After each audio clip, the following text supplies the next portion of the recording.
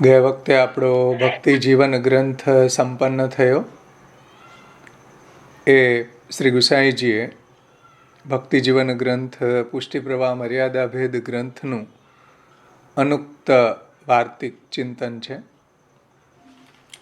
પુષ્ટિ પ્રવાહ મર્યાદા ભેદ ગ્રંથમાં શ્રી મહાપ્રભુજીએ પુષ્ટિજીવોના મુખ્ય બે ભેદ સમજાવ્યા: મિશ્ર પુષ્ટિ અને શુદ્ધ પુષ્ટિ.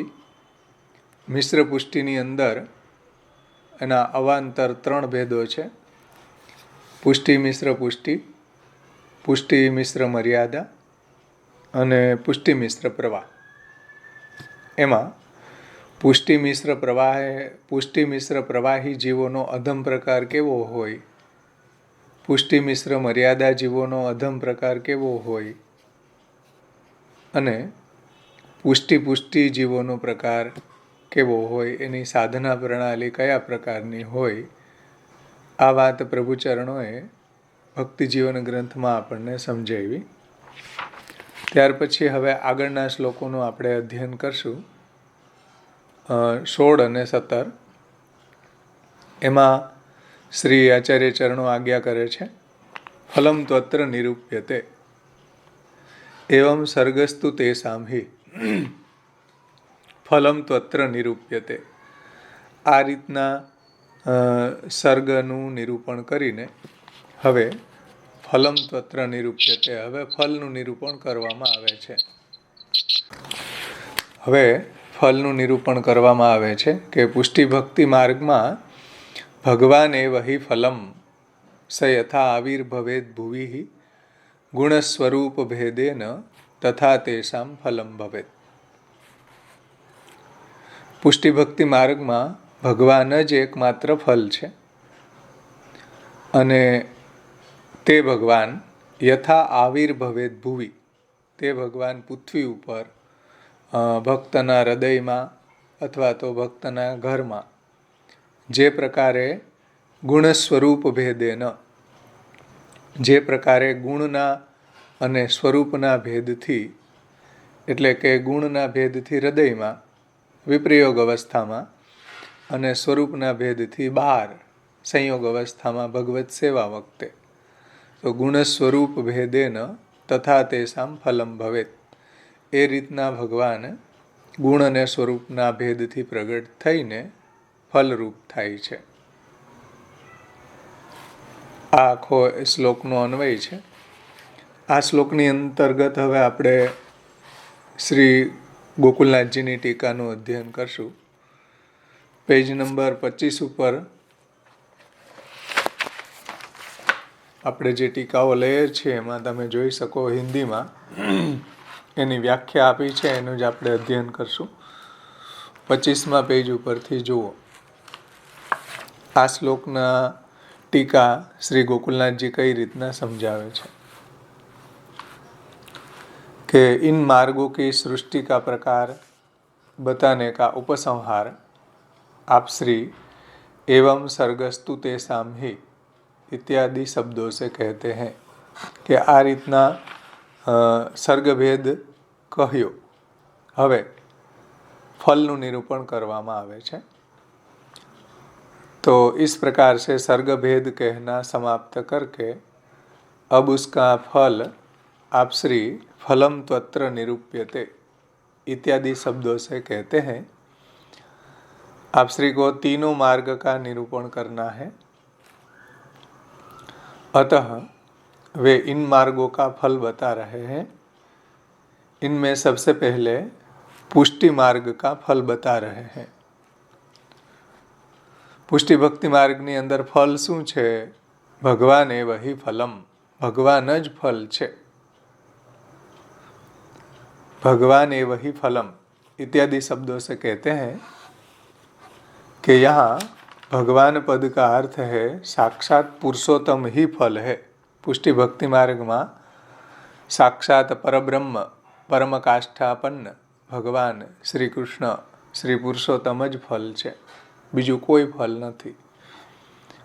અને ભગવાન એવ શબ્દથી શ્રી ગોકુલનાથજી શું સમજાવે છે? જુઓ, एव शब्द से यह समझाना चाहते हैं कि पुष्टि मार्ग में आनंद मात्र कर पाद मुखोदरादि रूप એટલે કર એટલે હસ્ત ચરણ મુખ ઉદર એવા સર્વ રસરૂપ ઇન્દ્રિયોવાળા જે રસાત્મક પુરુષોત્તમ છે, લીલા પરિકર સહિતના ભગવાન શ્રી કૃષ્ણ, એ જ ફલ છે।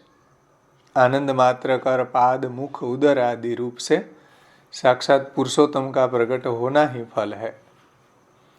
इससे आप श्री का तात्पर्य यह है कि पूर्व में कहे साक्षात पुरुषोत्तम स्वरूप से ही प्रभु भुवि अर्थात पुष्टि मार्गी भक्त के निवास स्थान में आविर्भूत यानी कि प्रकट होते हैं।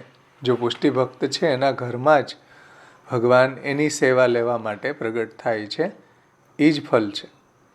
आपणा घरमां आपणा ठाकोरजी ज आपणा माटे फल छे। बीजाना ठाकोरजी के हवेलीना कोई निधि छे ए आपणा माटे फल नथी भाई। आपणा माटे आपणा घरमां बिराजता जेनी आपणे सेवा करी रह्या छीए ए पुष्टि पुरुषोत्तम ज छे अने ई ज फल छे। समजमां आव्युं ने? बीजुं कोई धन भेगुं આપણે ભૂતલ ઉપર આવીને કોઈ મોટી ફેક્ટરી બનાવી લીધી કે પત્ની પુત્ર ધન વગેરે પ્રાપ્ત કરી લીધા કે કોઈ ગાડી લઈ લીધી, આવું બધું કંઈ ફલ નથી કહેતા મહાપ્રભુજી। ભગવાન એવા હિ ફલમ।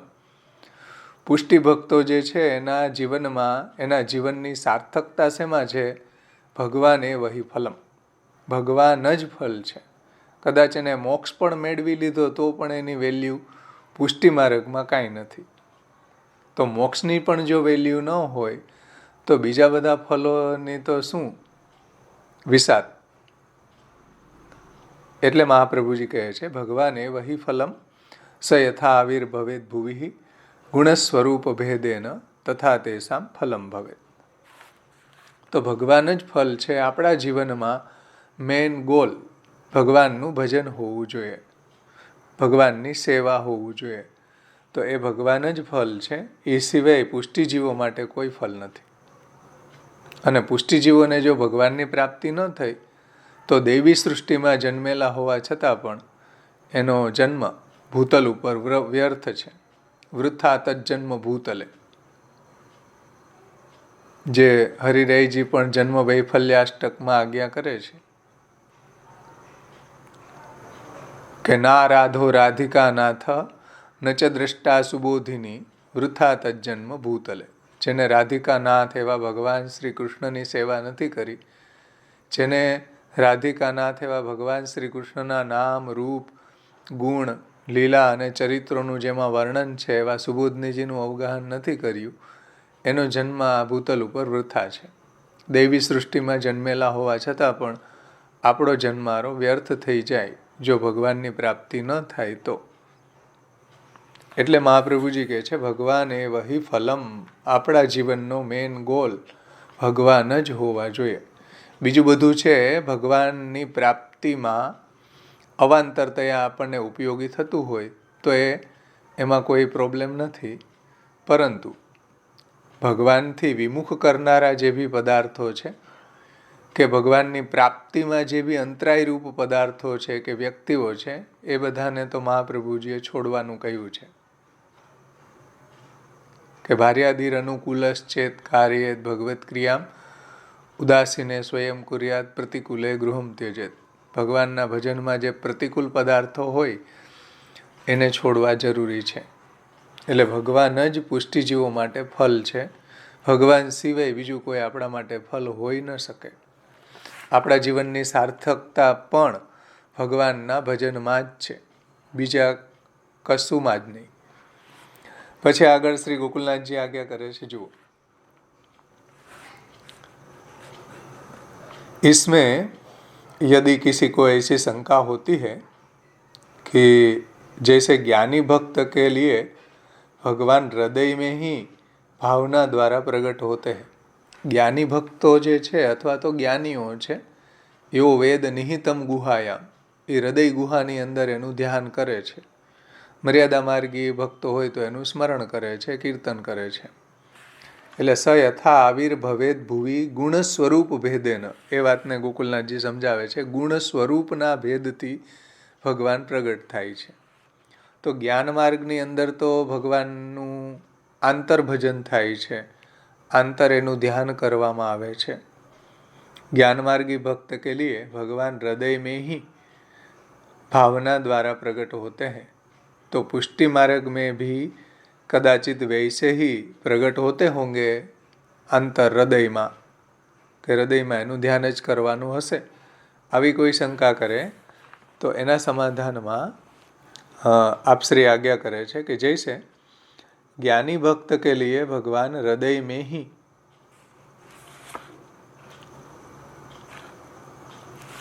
આવી શંકાનું સમાધાન કરતા કહે છે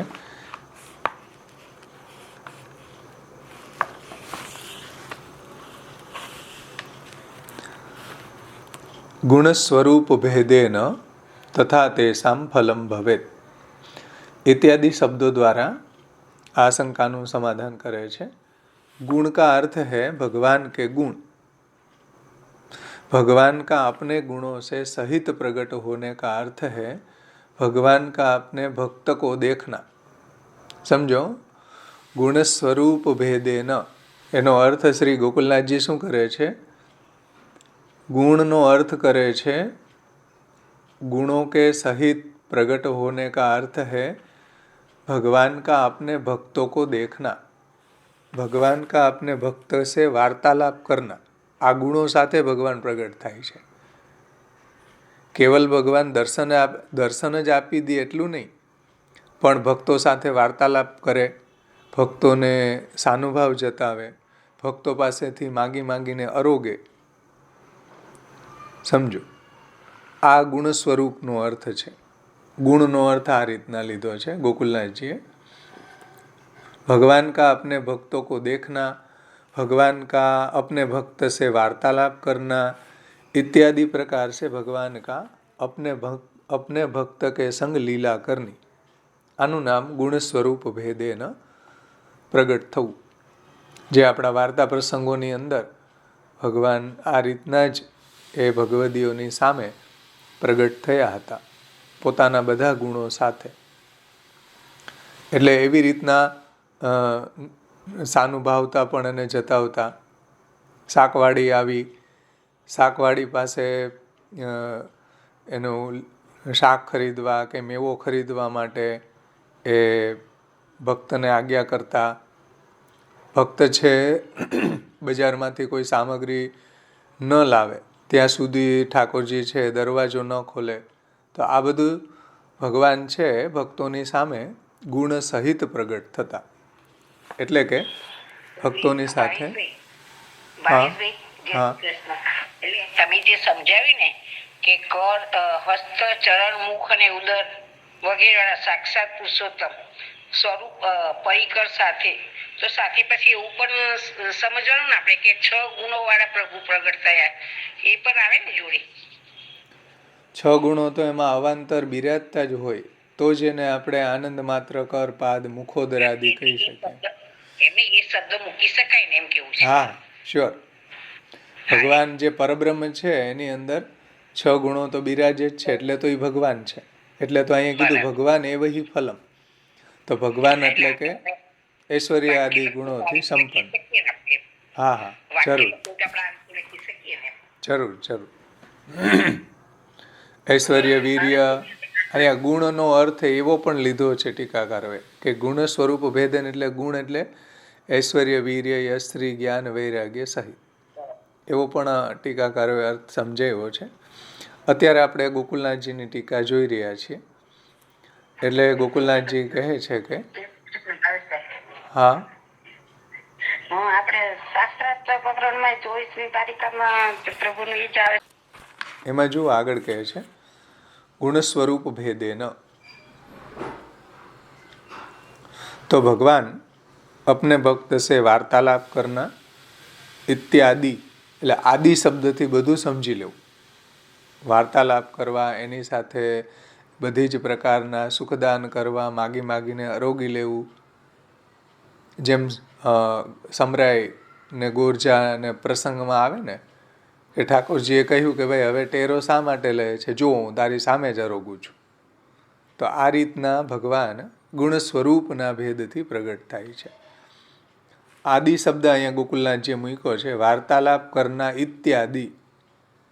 ઇત્યાદિ એટલે જે 84-252 ભગવદીઓના પ્રસંગોમાં આ આપણને જોવા મળે છે. બધી જ પ્રકારનું સુખદાન પ્રભુ ભક્તને કરે છે. તો એ રીતના ગુણ સહિત ભગવાન કા આપને ભક્ત કે સંગ લીલા કરની.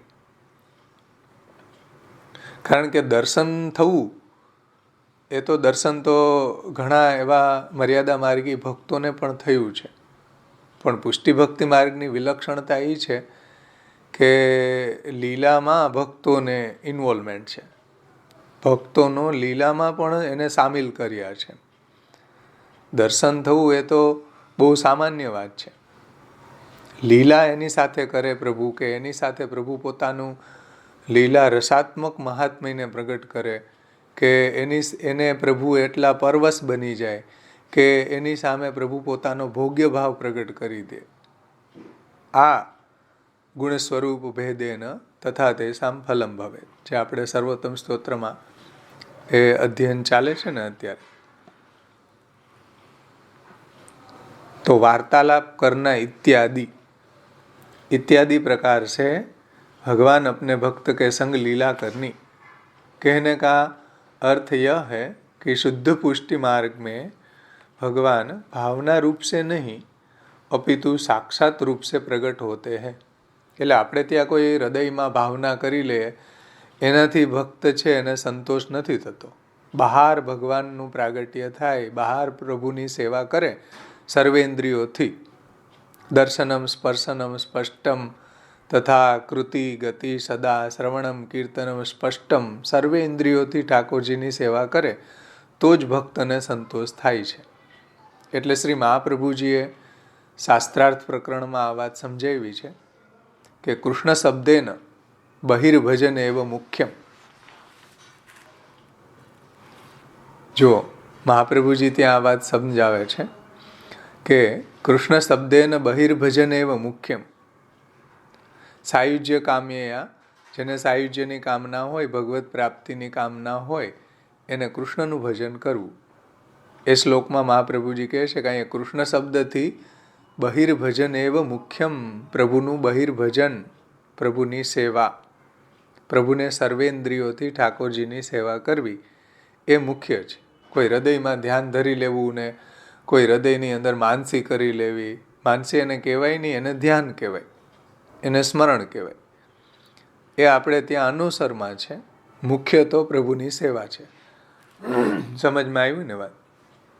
તો એ વાત અહીંયા ગોકુલનાથજી સમજાવે છે કે ભગવાન ભાવના રૂપ સે નહીં અપિતુ સાક્ષાત રૂપ સે પ્રગટ હોતે હૈ. સાક્ષાત એની સામે સ્પષ્ટમ, મહાપ્રભુજી એવો શબ્દ મૂકે છે. દર્શનમ સ્પર્શનમ સ્પષ્ટમ. સ્પષ્ટમ એટલે સામે બિરાજી રહ્યા છે. સામે બિરાજી રહ્યા છે એનું તમે દર્શન કરી રહ્યા છો. સામે બિરાજી રહ્યા છે એનું તમે કીર્તન કરી રહ્યા છો. સામે બિરાજી રહ્યા છે એની તમે સેવા કરી રહ્યા છો. સામે બિરાજી રહ્યા છે એને જગાડી રહ્યા છો. સામે બિરાજી રહ્યા છે એને તમે શણગારી રહ્યા છો. તો સ્પષ્ટમ, આમાં કોઈ ભાવનાની વાત નથી કે હૃદયમાં ચાલો ધ્યાન કરી લે, એવી વાત નથી હો ભાઈ. પુષ્ટિ માર્ગમાં સાક્ષાત સેવા છે ઠાકોરજીની. ભગવાન એ વહી ફલમ. તો ભાવના રૂપ સે નહીં હો. ગોકુલનાથજી પણ આનો ખુલાસો કરે છે. ભાવના રૂપ સે નહીં. એટલે ભાવના રૂપથી જે લોકો કરતા હોય એમાં કંઈ વાંધો નથી, પણ એનાથી સંતુષ્ટ ન થવા જોઈએ પુષ્ટિજીવ. હૃદયમાં ભાવના રૂપથી કોઈ ધ્યાન કરતા હોય, ઠાકોરજી ન બિરાજતા હોય, પણ એ મુખ્ય નથી ભાઈ. મુખ્ય તો બહિર્ભજન એવ મુખ્યમ, પ્રભુનું બહિર્ભજન જ મુખ્ય છે, એવું શ્રી મહાપ્રભુજી નિબંધમાં આજ્ઞા કરે છે શાસ્ત્રાર્થ પ્રકરણમાં. भगवान भावना रूप से नहीं अपितु साक्षात रूप से ही प्रकट होते हैं. और गुण स्वरूप भेदेन. स्वरूप का अर्थ तो पूर्व में हम बता ही चुके हैं कि शुद्ध पुष्टि में भगवान पूर्ण पुरुषोत्तम रूप से प्रगट होते हैं। स्वरूप शब्द थी અહીંયા ગોકુલનાથજી अर्थ ले છે साक्षात परब्रह्म पूर्ण पुरुषोत्तम નું स्वरूप। इन गुणों एवं स्वरूपों के भेदों से जिस जिस प्रकार से भगवान प्रकट होते हैं ले गुण स्वरूप भेदेन तथा तेषां फलम भवेत्। तो उन्हीं प्रकार से उन्हीं प्रकारों एवं उन्हीं भेदों के अनुसार भगवान उन शुद्ध पुष्टि जीवों के फलानुभव का कारण बनते हैं। એ ભક્તોને એ પ્રકારે પ્રગટ થઈને પ્રભુ એને ફલદાન કરે છે। આવું અહીંયા તાત્પર્ય છે। એ છે શુદ્ધ પુષ્ટિ માર્ગ। ભાવેશભાઈ એક સેકન્ડ, આપણે મહાપ્રભુજીનું બીજું બી એક વચન છે ને કે કાસ્ટ ને બાળવા માટે બહારની અગ્નિનો સ્પર્શ થાય ત્યારે કાસ્ટ બળી શકે, એવી જ રીતે બહાર ભગવાનનું સ્વરૂપ હોય એને તમે સેવા દ્વારા હૃદયની અંદર પધરાવો ને હૃદયમાં એ પધરાવીને પછી બહાર તમે એનું એ કરો, એ રીતનું સુબોધનીજીનું વાક્ય છે। નદારુ દહનમ ક્ષમઃ, એટલે જે લાકડું છે એ પોતે સ્વતંત્ર સળગવા માટે સક્ષમ નથી ભાઈ। જ્યાં સુધી બહારની અગ્નિ એને આપવામાં ન આવે ત્યાં સુધી એ લાકડામાં રહેલો અગ્નિ પ્રજ્વલિત થતો નથી। એવી રીતના આપણા અંતરાત્મામાં તો ભગવાન બિરાજે જ છે, પણ અંતરાત્મામાં બિરાજતા જે ભગવાન છે એની સેવા કેમ કરવી, બાહ્ય સેવા કેમ કરવી? ઇમ્પોસિબલ। અંતરાત્મામાં બિરાજતા ભગવાનની સેવા, એને ફૂલ ધરાવવા માટે શું ફૂલની માલા ખાવી? એમ ન થાય। એટલે ત્યાં મહાપ્રભુજી સુબોધનીજીમાં આ દ્રષ્ટાંત આપે છે કે કાષ્ટ છે એને સળગાવવા માટે બહારની અગ્નિ જરૂરી છે। સંન્યાસ નિર્ણયમાં મહાપ્રભુજી આ જ વાક્ય કહ્યું છે, બહિશ્ચેત પ્રકટસ્વાત્મા વહનિવત પ્રવિશેદ્યદિ તદેવ શકલો બંધો નાશમેતિ ન ચાન્યથા। કે બહિશ્ચેત પ્રકટસ્વાત્મા, જ્યારે પ્રભુ બહાર પ્રગટ થાય અને પછી અંદર પ્રવિષ્ટ કરે, પછી અંદર પ્રવિષ્ટ થાય તો બધા એના અવિદ્યાના બંધનો છે નાશ પામે।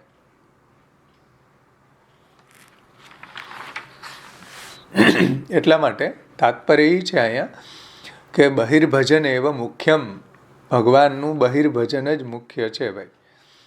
સમજમાં આવે છે ને વાત? એટલે ઘણા લોકોને એવી ભ્રાંતિ છે કે આપણે શ્રવણ કીર્તન કરીએ કે હૃદયમાં ધ્યાન કરીએ, આવું કરીએ એટલે બધું આવી ગયું, બધું માની લે, એમાં કંઈ વાંધો નથી કરે એમાં, પણ એ મુખ્ય પક્ષ નથી। મુખ્ય પક્ષ તો પ્રભુની સર્વેન્દ્રિયોથી સેવા કરવી, એ જ મુખ્ય વાત છે। ભગવાન એ વહી ફલમ, ભગવાન જ જે બહાર પ્રગટ થયેલા ભગવાન જ ફલ છે।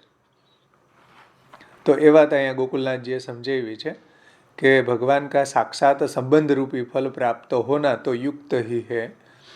यह बताने के लिए ही शब्द दिया गया है कि भगवान एव ही, भगवान ज फल છે।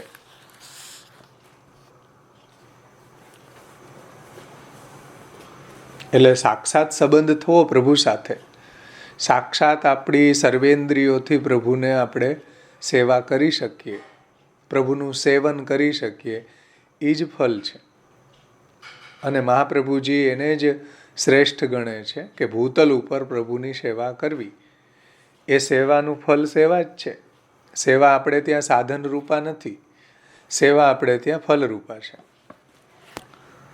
તો સેવા કરીને કંઈ મેળવવું નથી ભાઈ, સેવા ખુદ પોતાનામાં ફલરૂપ છે કે આપણે ભગવાનની સેવા કરી રહ્યા છીએ, એ જ તો આપણું મોટું સૌભાગ્ય છે કે આપણી પાસેથી પ્રભુ સેવા લઈ રહ્યા છે, કે આપણે ઠાકોરજીની જગાડવાની સેવા કરીએ છીએ, ઠાકોરજીની સામગ્રી સિદ્ધ કરવાની સેવા કરીએ, ઠાકોરજીની પાત્ર માંજવાની સેવા કરીએ છીએ, ઠાકોરજીના મંદિર વસ્ત્રને બુવારી કરવાની સેવા પ્રભુ આપણને આપે છે।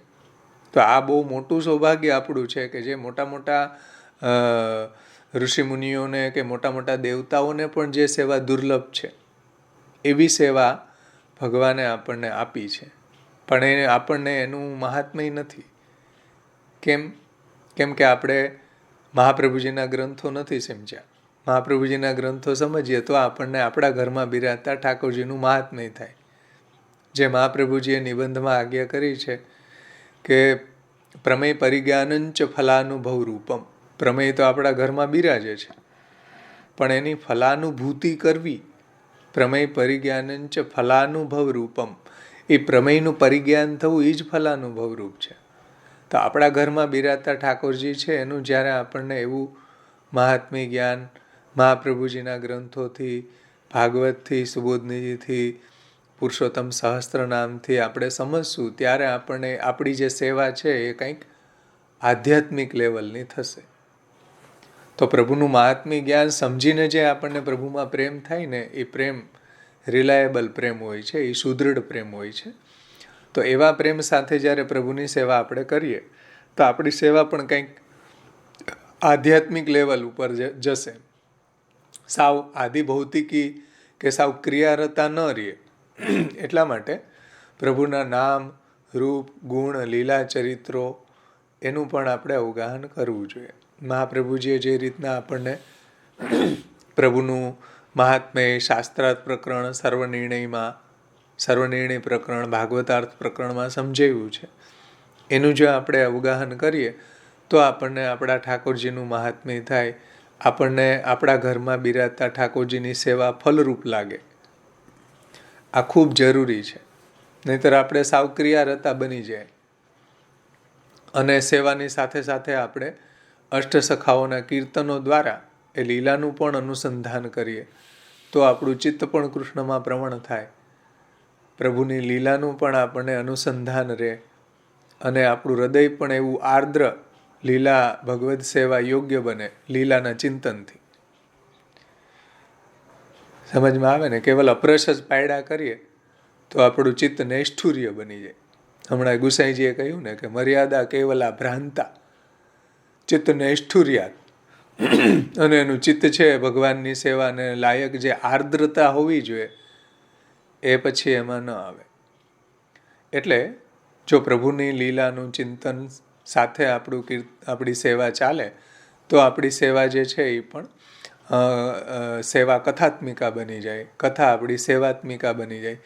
કેવલ કથા જ કરતા રહીએ અને સેવા ન કરીએ તો પણ અધૂરું છે. અને કેવલ સેવા કરતા રહીએ એની અંદર આપણે સાથે કથાને ઇન્વોલ્વ ન કરી, ક્લબ ન કરી, એની સાથે કથાનો સમન્વય ન કર્યો સેવા સાથે કીર્તનો દ્વારા, તો એ પણ અધૂરું છે. એટલે આપણું ચિત્ત કોઈ એવું અલૌકિક નથી બની ગયું કે આપણું અહર્નિશ ભગવાનનું રમમાણ ચાલ્યા જ કરે. ભાઈ એવું અહર્નિશ રમમાણ નથી થતું તો શું કરવું? તો અહર્નિશ ભગવાનની લીલાઓનું રમમાણ થાય તો એના માટે આપણે અષ્ટસખાઓના કીર્તન સાથે ભગવત સેવા પરાયણ થવું, જેથી કરી આપણને સેવાની સાથે સાથે લીલાનું પણ ચિંતન થાય. આ ખૂબ જરૂરી છે. એટલે અહીં કહી રહ્યા છે કે ગુણ સ્વરૂપ ભેદેન તથા તેષાં ફલમ ભવે. અને બીજા ટીકાકારોએ પણ અલગ અલગ રીતે આને સમજાવ્યું છે. ભગવાન એવહિ ફલમ સ યથા આવિર્ભવેદ ભુવિ ગુણ સ્વરૂપ ભેદેન તથા તેષાં ફલમ ભવે. આ રીતના આપણા ઘરમાં આપણા ઠાકોરજીની સેવા ગુણ અને સ્વરૂપ એટલે કે સેવા અને કથા બંનેનું સાયકલ આપણા જીવનમાં ચાલવું જોઈએ. પુરુષાણામ તથા સ્ત્રીણામ રાત્રે ચ દિવસે તથા જ્ઞાનમ ભક્તિશ્ચ સતતમ ચક્રવત પરિવર્તતે.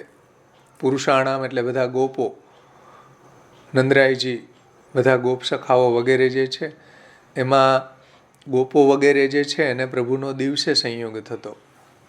નંદ યશોદાજી અને બધા બ્રિજભક્તો છે એને પ્રભુનો રાત્રે સંયોગ થતો. પ્રભુ જ્યારે ગાયો ચરાવીને પધારે છે ત્યારે દિવસે એને વિયોગ થતો, રાત્રે ગોપોને વિયોગ થતો.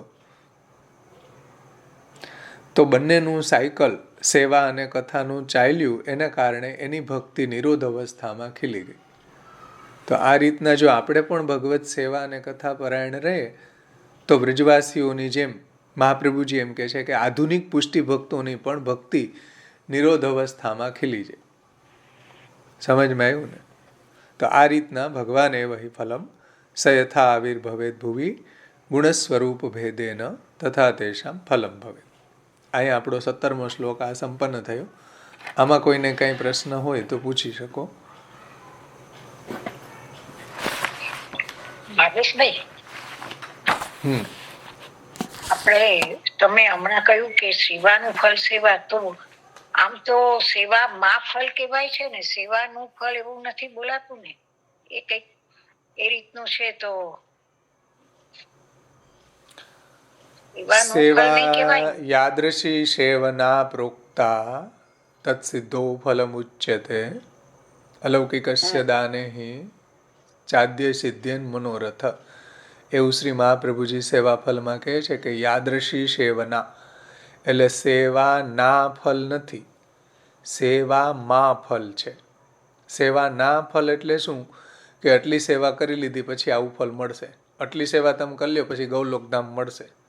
મહાપ્રભુજી કે નહીં, સેવા માં ફલ છે. સેવામાં જ અલૌકિક સામર્થ્ય પ્રગટ થશે.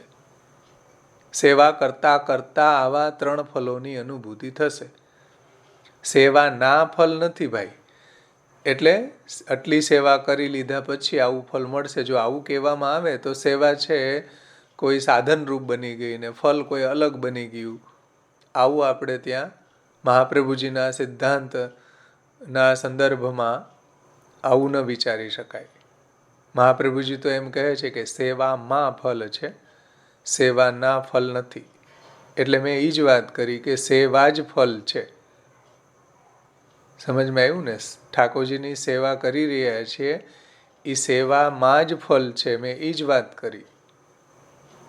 સેવાનું ફલ, સેવાનો મતલબ થાય સેવામાં ફલ છે, સેવા ના ફલ નથી. એટલે સેવાને સાધન રૂપ નહીં બનાવો કે આટલી સેવા કરીને અમને પછી ગૌલોકધામમાં જવા મળશે. કેટલા વર્ષ સેવા કરી લ્યો પછી ગૌલોકધામમાં મળે જવાનું. તો એનો મતલબ શું થયો કે આટલી સેવા જે કરી એ સાધન રૂપ છે અને એનાથી પછી કૃષ્ણ મળે. તો કૃષ્ણ કોઈ એવા કોઈ આટલા વર્ષ તમે સેવા કરી એવા કાલથી બંધાયેલા છે? મહાપ્રભુજી કે નહીં. ન કાલો અત્ર નિયામક, ભગવાન એવ નિયામક. આપણને જે ફલ પ્રાપ્ત થશે અલૌકિક સામર્થ્યમ સાયુજ્યમ સેવા ઉપયોગી દેહો વૈકુંઠ આદિશુ, એમાં કાલ નિયામક નથી ભાઈ કે તમે આટલો વર્ષ સેવા કરી કે 50 વર્ષ સેવા કરી હવે તમને અલૌકિક સામર્થ્ય પ્રગટ થઈ જવું જોઈએ, એવું મહાપ્રભુજી નથી કહેતા. ભગવાન એમાં નિયામક છે, કાલ નિયામક નથી કે તમે આટલા વર્ષ સેવા કરી કે આટલી સામગ્રી ધરી અને આટલું હવે ફલ મળી જ જવું જોઈએ. નહીં, ભગવાન એવ નિયામક ન કાલો અત્ર નિયામક. અહીંયા કોઈ નિયામક નથી, ભગવાન જ નિયામક છે. કયું ફલ કયા ભક્તને આપવું, અલૌકિક સામર્થ્ય સાયુજ્ય સેવા ઉપયોગી દે, એવા 3 ફલોનું વર્ણન મહાપ્રભુજીએ સેવા ફલ ગ્રંથમાં કર્યું છે. એમાંથી જે ભક્તને જેવો અધિકાર હશે એ પ્રમાણે પ્રભુ એને ફલદાન કરશે. આપણું તો ડ્યુટી એ છે કે મહાપ્રભુજીએ જે 16 ગ્રંથ અને સાધન પ્રકરણમાં જે સેવાનો પ્રકાર બતાવ્યો એ રીતના સર્વદા સર્વભાવેન ભજનીયો વ્રજાધિપ સ્વસ્ય અયમેવ ધર્મોહિ નાન્ય ક્વાપી કદાચનમ. ભગવત સેવાને ફલરૂપ માનીને ભગવત સેવા પરાયણ થવું જોઈએ કે ભાઈ આવી ભગવત સેવા મળવી તો મોટા મોટા દેવતાઓને દુર્લભ છે. આ બહુ મોટું આપણું સૌભાગ્ય છે કે આપણને આપણા ઠાકોરજીની સેવા પ્રાપ્ત થઈ. સમજમાં આવ્યું ને?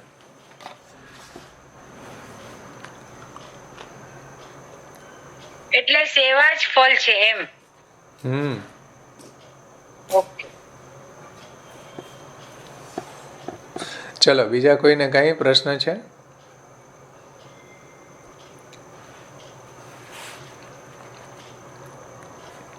સમજમાં આવે છે કે નહીં શ્લોક અને એની ટીકા? સેવા એ જ ફળ, સેવામાં ફળ એટલે આપણે જે અત્યારે જે સેવા કરી રહ્યા છીએ એ જ આપણું ફળ છે એવું સમજવાનું આપણે. આપણને જે સેવા પ્રાપ્ત થઈ રહી છે અત્યારે એ જ આપણું મોટું સૌભાગ્ય છે કે પ્રભુ આપણી પાસેથી સેવા લઈ રહ્યા છે. બાકી તો આ આટલી ભારતની અંદર 150 કરોડની વસ્તી છે એમાં કેમ બધા સેવા નથી કરી શકતા? એ તમારા શ્યામુ બાવા એક વખત તમારા ઘરની અંદર માનો કે 10 સભ્યો હોય તો 10 સેવા ન કરી શકે. જેનું પ્રભુએ વરણ કર્યું હોય એ જ ભગવાનની સેવા કરી શકે, બધા ન કરી શકે. તમે કોઈને કરાવી ન શકો બળજબરીથી. કેની શ્યામુ બાવા એકવાર એવું કહ્યું હતું ને, એક માજી હતા કે હું 20 વર્ષથી સેવા કરું છું પણ મને પ્રભુ એમ કે દર્શન નથી આપતા, કે પછી એમ એ નથી આપતા, એમ મને જણાવતા જતાવતા નથી, એમ દર્શન નથી આપતા. તો કે તું કોની સેવા કરી રહી છે? અત્યારે જે સેવા કરી છે એ તારું ફળ છે એમ. એ જ વાત છે ને કે ભાઈ તમે દર્શન નથી આપતા તો સેવા કોની કરી? એનો મતલબ એ થાય કે તમે એને સાક્ષાત નથી માનતા. શ્રી મહાપ્રભુજી તો એમ કહે છે કે આપણે જેની સેવા કરી રહ્યા છીએ એ યત્ર હસ્ત તત્ર હસ્ત, યત્ર ચરણ તત્ર ચરણ, કટકાદિ ઉપચારા કૃષ્ણે વસ્યાત. જે કૃષ્ણનો હસ્ત છે એ આપણા ઠાકોરજીનો હસ્ત છે. જે કૃષ્ણના ચરણ કમળ છે એ આપણા ઠાકોરજીના ચરણ કમળ છે. અને કળા વગેરે જે ઉપચાર આપણે કરીએ કે જે બી શ્રૃંગાર ધરાવી રહ્યા છે એ સાક્ષાત કૃષ્ણને જ ધરાવી રહ્યા છે. એટલે તો મહાપ્રભુજીના ગ્રંથો સમજવા જરૂરી છે. તો જ આ રહસ્ય આપણને સમજમાં આવે કે જેની આપણે સેવા કરી રહ્યા છીએ એ સાક્ષાત પરબ્રહ્મ પુરુષોત્તમ છે. બરાબર, એટલે એ જ સમજવાનું એમ. મારું કેવું એ બરાબર છે. જેની આપણે સેવા કરી રહ્યા છીએ એ સાક્ષાત પરબ્રહ્મ છે. આપણે મહાત્મ્ય સમજ્યા એવું, એટલે મહાત્મ્ય સમજીને સેવા કરીએ છીએ એ રીતે જ લેવાનું. એમ જ કરવું જોઈએ. મહાત્મ્ય જ્ઞાન પૂર્વક સુદૃઢ સર્વતો અધિક સ્નેહો ભક્તિ, તો જ ભક્તિ બને કે પ્રભુના મહાત્મ્ય જ્ઞાનને સમજીને આપણે પ્રભુની સેવા કરીએ. અને મહાત્મ્ય જ્ઞાનના અભાવે જો આપણે સેવા કરતા હોય તો એ ભક્તિ નહીં બને, એ કેવલ સેવા કહેવાય. સમજમાં આવ્યું ને? એને ભક્તિનો દરજ્જો ક્યારે પ્રાપ્ત થાય કે જ્યારે મહાત્મ્ય જ્ઞાન પૂર્વક હોય ત્યારે. અને મહાત્મ્ય જ્ઞાન અભાવે તું દોષ દર્શનાત, મહાત્મ્ય જ્ઞાન ન હોય એટલે આપણને ઠાકોરજીમાં દોષ દર્શન થાય. ઠાકોરજીની અંદર આપણને દોષ દેખાય, ઠાકોરજીની અંદર અસંભાવના વિપરીત ભાવના થાય, ઠાકોરજીમાં આપણને વૈષમ્ય નિર્ગુણ્ય દોષ આવે. તો આવું બધું જ્યારે પ્રભુમાં આવે તો આપણી ભક્તિ છે એ પછી ખંડિત થઈ જાય. આપણને ભગવાનના ભજનનો પણ આનંદ ન આવે. એટલા માટે મહાત્મ્ય જ્ઞાન ખૂબ જરૂરી છે. આપણી સંસાર આસક્તિ જો મહાત્મ્ય જ્ઞાન ન હોય તો ન છૂટે. એટલે મહાત્મ્ય જ્ઞાન જે છે આપણી લોકેશણા, આપણી વિતેષણા, આપણી બાહ્ય વિષય સુખેષણા, આપણી જે સંસાર આસક્તિ છે એ બધાથી ઉપર ઉઠાવે છે. આપણને પ્રભુનું મહાત્મ્ય સ્ફુરે ત્યારે આવા ક્ષુદ્ર પદાર્થોનું મહાત્મ્ય આપણને સ્ફૂરતું બંધ થઈ જાય. પ્રભુનું મહાત્મ્ય સ્ફુરે પછી આપણને ધનનું મહાત્મ્ય સ્ફૂરતું બંધ થઈ જાય. પછી આપણા જીવનનો મેઇન ગોલ ભગવાનનું ભજન જ બની જાય. ધન કમાવું કે અબજોપતિ બની જવું ગમે એમ કરીને એ આપણો મેઇન ગોલ ન હોય. આપણો મેઇન ગોલ પ્રભુની પ્રાપ્તિ થવી, પ્રભુની સેવા પ્રાપ્ત થવી, એ જ મેઇન ગોલ આપણો હોવો જોઈએ. એ વાત અહીંયા મહાપ્રભુજીએ સમજાવી. ભગવાન એ વહી ફલમ, ભગવાન જ પુષ્ટિજીવો માટે ફલ છે. ભાઈ સમજમાં આવી ને વાત? ચલો, બીજા કોઈને કંઈ પ્રશ્ન ન હોય તો આપણે આગળનો શ્લોક લઈએ. હવે જુઓ, 18મો શ્લોક જે આવી રહ્યો છે એમાં શ્રી મહાપ્રભુજી શું કહે છે કે આસક્તો ભગવાન એવ શાપમ દાપયતિ ક્વચિત અહંકારે અથવા લોકે તન્માર્ગ સ્થાપનાય હિ. સમજો, હમણાં જ વાત આવી ને કે ભક્ત જો ક્યાંય આસક્ત થાય ધનમાં ને પત્ની પુત્રાદિક ઇત્યાદિમાં વિષય આસક્ત થાય તો ભગવાનને ન ગમે. આસક્ત ક્યાંય થાય તો ભગવાન એની આસક્તિને છોડાવવા માટે એ વસ્તુનો જ નાશ કરી દે. ધનમાં આસક્તિ થાય તો ભગવાન આપણને જો પોતાનો ગણતા હોય ને આ જન્મમાં જો પ્રભુને આપણો ઉદ્ધાર કરવો હોય એટલે પોતાની પ્રાપ્તિ કરાવવી હોય તો આપણું ધન જ નાશ કરી દે. જેમ સંદાસજીનું નાશ થઈ ગયું ને, સંદાસજી કેટલા બધા દ્રવ્ય સંપન્ન હતા. તો આવું થાય ભાઈ, જ્યાં જ્યાં આપણી આસક્તિ હોય એવી આસક્તિને ભગવાન છોડાવે છે. તો આસક્તો ભગવાન એવમ શાપમ દાપયતી ક્વચિત. એટલે ભક્ત જે છે આવા કોઈ સાંસારિક પદાર્થોની અંદર જ્યારે એની આસક્તિ થાય ત્યારે ભગવાન એને છોડાવે છે. આસક્તો ભગવાન એવમ શાપમ દાપયતી ક્વચિત અહંકારે અથવા લોકે, અથવા તો એને કોઈ એવો અહંકાર થઈ જાય તો અહંકાર નહીં ભગવાનને ન ગમે તો અહંકાર છોડાવવા માટે એને શાપ અપાવે. સમજમાં આવ્યું ને? એટલે આસક્તિ અથવા તો અહંકાર થઈ જાય ત્યારે ભગવાન જ ક્યારેક એને શાપ આપતા નથી, અપાવે છે. શાપમ દાપયતી ક્વચિત. અને આવું બધું શા માટે કરે છે કે આ લોકની અંદર જુઓ, આ લોકની અંદર કોઈ માર્ગનું સ્થાપન કરવું છે, આ લોકની અંદર કોઈ માર્ગનું પ્રવર્તન કરવું છે.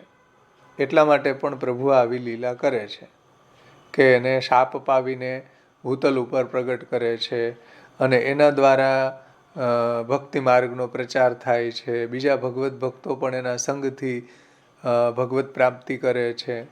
તો આવી લીલા પણ ભગવાન કરે છે કે આસક્તો ભગવાન એવમ શાપમ દાપયતી ક્વચિત અહંકારે અથવા લોકે તન માર્ગ સ્થાપનાય હિ. કોઈ માર્ગનું સ્થાપન કરવા માટે પણ ભગવાન આવો શાપ અપાવે છે. વાર્તા પ્રસંગોમાં પણ આવે ને કે જાઓ કોઈ અપરાધ થયો તો ભૂતલ ઉપર ગીરો આવે ને. જો એમાં ભગવાન શાપ નથી આપતા પણ બીજા સખીજનો દ્વારા એવો શાપ અપાવે છે. પછી ભૂતલ ઉપર આવીને એ ભગવાનની ભક્તિ જ કરે છે. એના દ્વારા ઘણા બધા ભગવત ભક્તો પણ ભગવાનની પ્રાપ્તિ કરી લે છે એના સંગથી. એમ તો આવી રીતના પણ પ્રભુ લીલા કરે છે. એટલે ક્યારેક શાપ અપાવે છે તો એનાથી એનું કોઈ અહિત નથી થતું, એને પ્રમોશન મળે છે. આગળ મહાપ્રભુજી કહે છે કે ભાઈ પ્રવાહ પુષ્ટિ જીવ હોય તો એમાંથી એને મર્યાદા પુષ્ટિ બનાવવો હોય કે પ્રવાહ પુષ્ટિ કે મર્યાદા પુષ્ટિ હોય એને પુષ્ટિ બનાવવો હોય તો એની આ રીતના શુદ્ધિ માટે પણ શાપ અપાવે છે, એના પ્રમોશન માટે શાપ અપાવે છે. સમજમાં આવ્યું ને? એવા બધા દ્રષ્ટાંતો અહીંયા ગોકુલનાથજી આપેલા છે. ઇન્દ્રદ્યુમ્ન છે, ચિત્રકેતુ છે, પરીક્ષિતજી છે, આ બધાને શાપ જ થયા ને. તો એ શાપથી કોઈ એની હીનતા નથી થઈ કે એને કોઈ નરક નથી થયું, પણ એને ઉચ્ચ ગતિ પ્રાપ્ત થઈ. રુદ્રાસુર પણ આવે ને? હે? રુદ્રાસુર પણ આવે? હા, એ તો મેં કીધું રુદ્ર. હવે જુઓ ગોકુલનાથજી આની ટીકામાં સમજાવે છે. શ્રી ગોકુલનાથજી આ શ્લોકને સમજાવે છે, 18મો શ્લોક. एक प्रश्न यह होता है कि पुष्टि मार्ग की सर्वोत्कृष्टता तो यद्यपि समस्त प्रमाणों से सिद्ध है. બધા પ્રમાણોથી આ વાત સિદ્ધ છે કે પુષ્ટિ ભક્તિ માર્ગ છે સર્વથી શ્રેષ્ઠ છે. મહાપ્રભુજીએ પણ નિબંધમાં કહ્યું કે માર્ગોયમ સર્વ માર્ગાણામ ઉત્તમ પરિકીર્તિત. બધા માર્ગો કરતાં ભક્તિ માર્ગ છે ઉત્તમ છે, એમાં કોઈ પડવાનો ભય નથી. ભગવાન જ એના ફલરૂપ છે, ભગવાન જ એનું સાધન અવસ્થાથી લઈને ફલાવસ્થા સુધી બધી રીતે પ્રભુ જ એનું ધ્યાન રાખે છે, પ્રભુ જ એના બીજ ભાવને દ્રઢ કરે છે. તો બધા માર્ગ કરતાં આ માર્ગની શ્રેષ્ઠતા છે. માર્ગોયમ સર્વ માર્ગાણામ ઉત્તમ પરિકીર્તિત.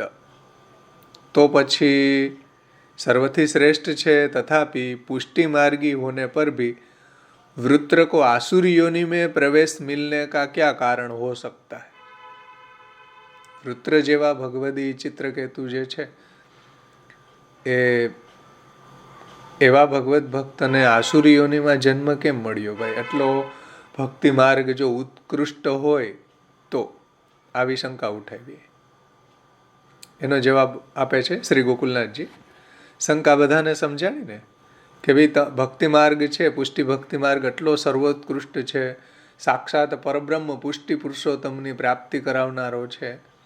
આટલો ઉત્કૃષ્ટ હોવા છતાં પણ पुष्टि मार्गी होने पर भी वृत्र को आसुरी योनि में प्रवेश मिलने का क्या कारण हो सकता है? तो ए वातने गोकुलनाथजी समझावे छे कि आसक्तो भगवान एवं शापम दापयति क्वचित अहंकारे अथवा लोके तन्मार्ग स्थापनाय ही। तो इस शंका का निराकरण श्री आचार्य चरण आसक्तो भगवान एवं शापम दापयति क्वचित इत्यादि शब्द द्वारा करते हैं कि ऐसा इसलिए हुआ क्योंकि एक पुष्टि मार्गी के लिए स्वमार्गी भगवत स्वरूप के अतिरिक्त अन्य किसी भी स्वरूप में आसक्ति रखनी तो अनुचित है। पुष्टि भक्त थईने जो बीजे आसक्त थाय के भगवानना कोई अंश कला विभूति के आवेश आवा बधा अवतारोनी अंदर जो आसक्त थाय तोय भगवानने न गमे। अन्याश्रयनी वात तो दूर रही, समझो, बीजा देवी देवतानी वात तो दूर रही, भगवानना पोताना ज अवतारो कोई अंश कला व्यूह इत्यादि अवतारो होय एनी अंदर जो भक्त आसक्त थाय तो भगवानने न गमे, तो अनुचित है। वो आसक्ति रखनी तो अनुचित ही है। और वृत्रासुर अपने पूर्व जन्म में भगवान के संकर्षण रूप में आसक्त था, जो भगवानનું જ રૂપ છે પણ સંકર્ષણ રૂપમાં જે ભગવાનની વિભૂતિ રૂપ છે એમાં આસક્ત હતા।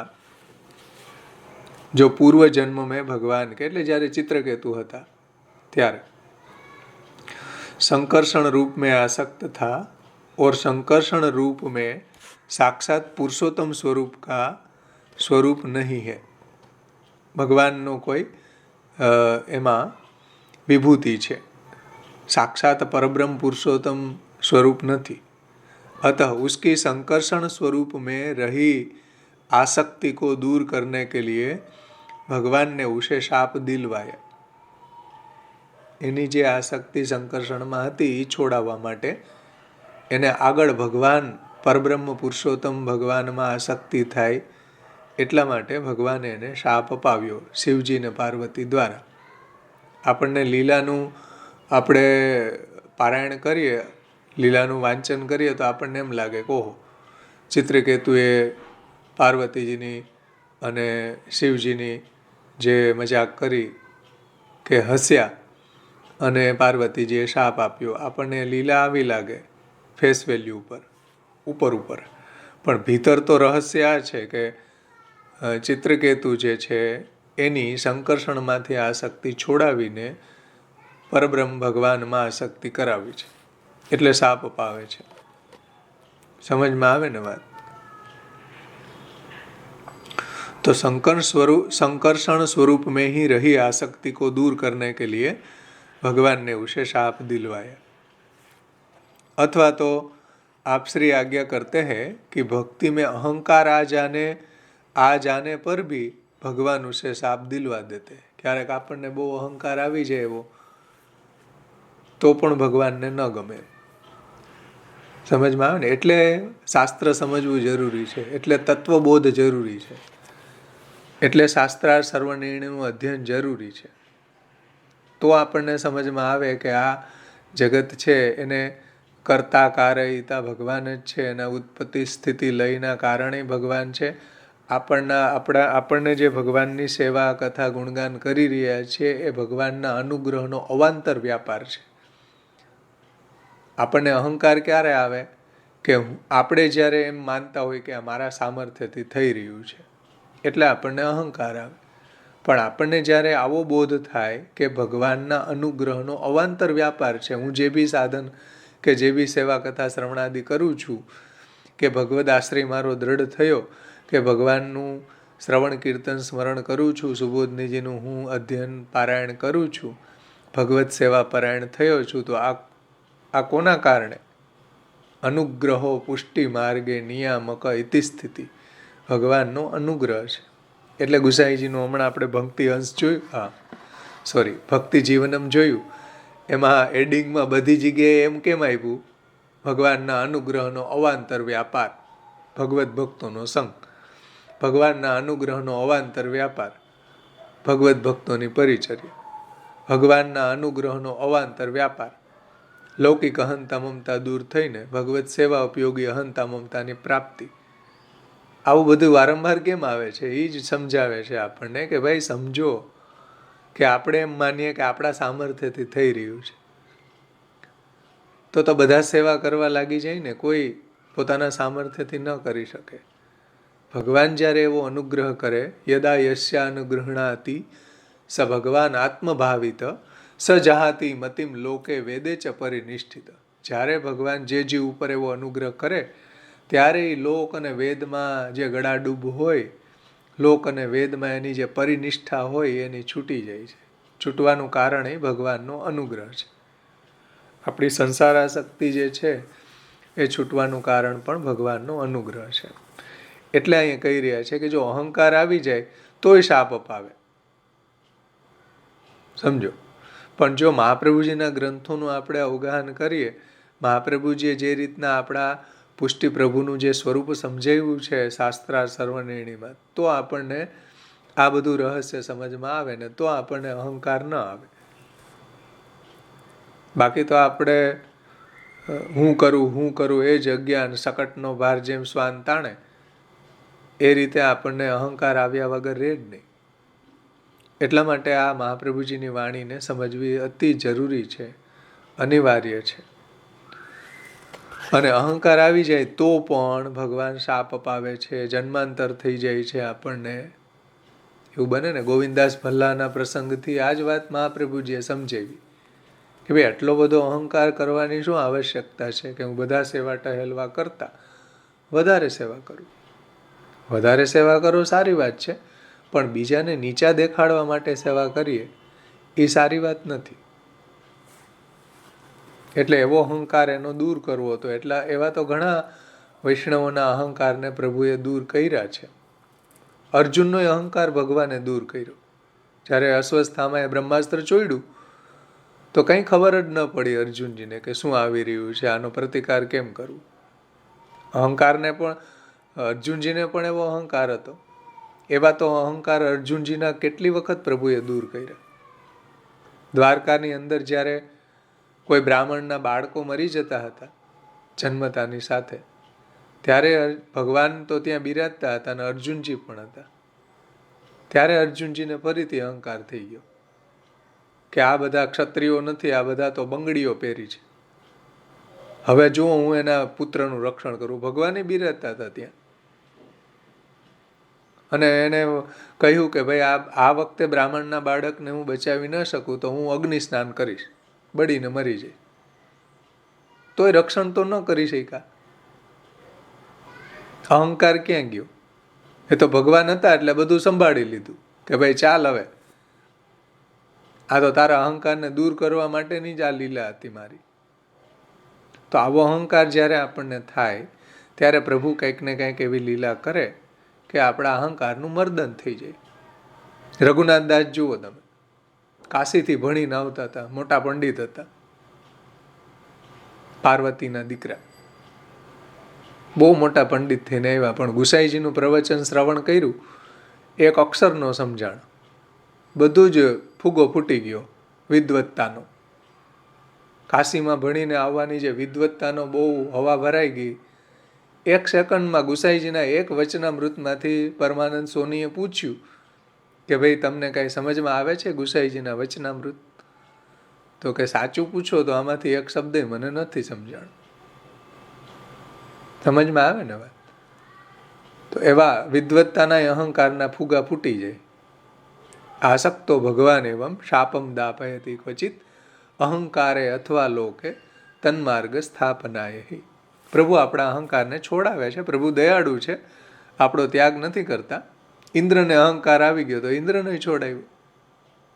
જેટલા ભક્તો હતા એ બધાને જ્યારે અહંકાર આવી જાય છે ત્યારે આ રીતના શાપ અપાવી દે છે કે ભક્ત જ્યારે કોઈ બીજા ભગવાનને છોડીને બીજા પદાર્થમાં આસક્ત થાય તો એની આસક્તિ પણ છોડાવે. કેમ કે લોકે સ્વાસ્થ્યમ તથા વેદે હરિસ્તુ ન કરીષ્યતિ. લોકમાં અને વેદમાં આપણી આસક્તિ આપણા ઠાકોરજી થવા નહીં દે. એ આપણી અંગીકૃતિની નિશાની છે, અંગીકૃતિનું આ લક્ષણ છે કે આપણને ભગવાન લોકમાં અને વેદમાં આસક્ત ન થવા દે અને પોતાનામાં જ આસક્ત કરે. તો આ બાબતને અહીંયા બહુ સુંદર રીતે ગોકુલનાથજીએ સમજાવી છે. જુઓ કે વૃત્રાસુર જે છે એને સંકર્ષણમાં આસક્તિ હતી તો એ છોડાવી, અને યુદ્ધ મેદાનની અંદર જ્યારે ભગવાન એને દર્શન આપતા હતા ત્યારે એની અંદર એ જે શુદ્ધ પુષ્ટિ ભાવ પ્રગટ થયો કે હમ હરે તવ પાદેક મૂલ દાસાનુદાસો ભવિતાશ્મિ ભૂય મનઃ સ્મરેતા શુપતેર ગુણાનામ ગૃણીત વાક કર્મ કરો તુકાય. કે હે પ્રભુ, મને આપની સેવા જોઈએ. અહમ હરે તવ પાદેક મૂલ દાસાનુદાસો, હું આપના જે નિજજનો છે, આપના જે દાસ છે એનો પણ હું દાસ બની જાઉં, જેથી કરીને અહંકાર જ ન આવે. ચિત્રકેતુ હતો ત્યારે એવો અહંકાર હતો, હવે મારે ભક્તોના પણ દાસ બની જવું. અને મનઃ સ્મરેતા, મન આપનું સ્મરણ કરે, વાણી આપનું ગુણગાન કરે, કાયા આપની સેવા કરે, એવી મારી ઉપર કૃપા કરો. જો એ જ વાત માગે છે જે મહાપ્રભુજીએ કહી, ભગવાન એ વહી ફલમ ભગવદ રૂપ સેવાર્થમ તત્સૃષ્ટિ નાન્યથા ભવેત.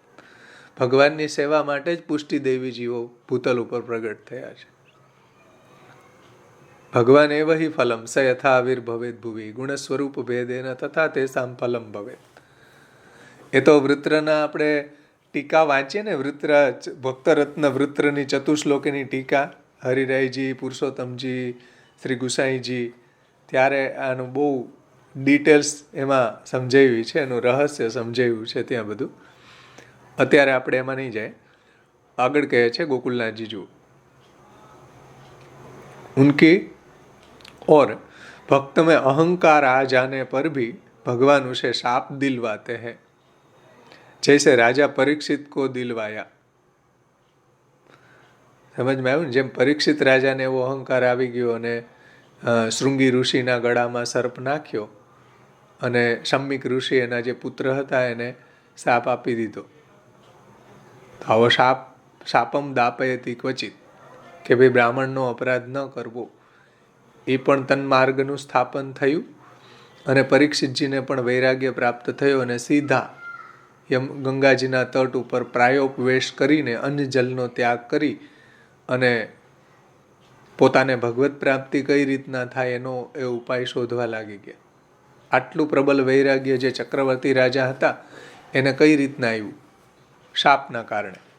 શાપમ દાપયતી ક્વચિત. અને એના દ્વારા આખું એક ભાગવતનું પ્રગટ થયું.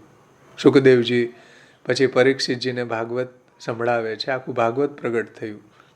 ભાગવતના શ્રવણના એ અધિકારી, મુખ્ય અધિકારી બની ગયા. તો આ રીતના ભગવાનનો જે શાપ છે, ભગવાન ક્યારેક ભક્તોને શાપ અપાવે છે તો એ પણ એના કલ્યાણ માટે હોય છે. એનાથી એની કોઈ હીનતા નથી થતી કે એને કોઈ નરક નથી મળતું, પણ એની ઉર્ધ્વગતિ થાય છે, એને કોઈ પ્રમોશન મળે છે, એની આસક્તિ છોડાવે છે, એનો અહંકાર દૂર કરે છે ભગવાન. તો ભગવાન છે આ રીતના ભક્તને કોઈના દ્વારા શાપ અપાવીને પણ એનું કલ્યાણ જ કરે છે, એવું શ્રી ગોકુલનાથજી કહે છે. તો જૈસે રાજા પરીક્ષિતજી કો દિલવાયા ક્વચિત પદ સે, એટલે શ્લોકની અંદર એમ કહ્યું ને કે આશક્તો ભગવાન એવમ શાપમ દાપયતિ ક્વચિત, એટલે ક્યારેક. क्वचित पद से यह भी ज्ञात होता है कि कभी कभी लोक में ऐसे भी दिखाई देता है कि भक्त में अहंकार भी न हो. समझो ગોકુલનાથજી કેટલો સુંદર અર્થ સમજાવે છે કે ક્યારેક ક્યારેક એવું જોવા મળે કે એને અહંકાર પણ ન થયો હોય, કોઈ પદાર્થમાં આસક્ત પણ ન થયો હોય, તોય શાપ અપાવે. તો એને કેમ સમજવું ભાઈ? ક્વચિત શબ્દથી ક્યારેક એવું બને છે કે આસક્ત પણ ન થયા હોય અને અહંકાર પણ ન થયો હોય તોય શાપ મળે. એ ક્વચિત પદથી ગોકુલનાથજી સમજાવે છે. तो क्वचित पद से यह ज्ञात होता है कि कभी कभी लोक में ऐसा भी दिखलाई देता है कि भक्त में अहंकार न भी हो तथापि भगवान उसे शाप दिलवा देते हैं. फॉर एग्जाम्पल, जैसे इंद्रद्युम्न के इंद्रद्युम्न को अगत्य ऋषि ने शाप दे दिया।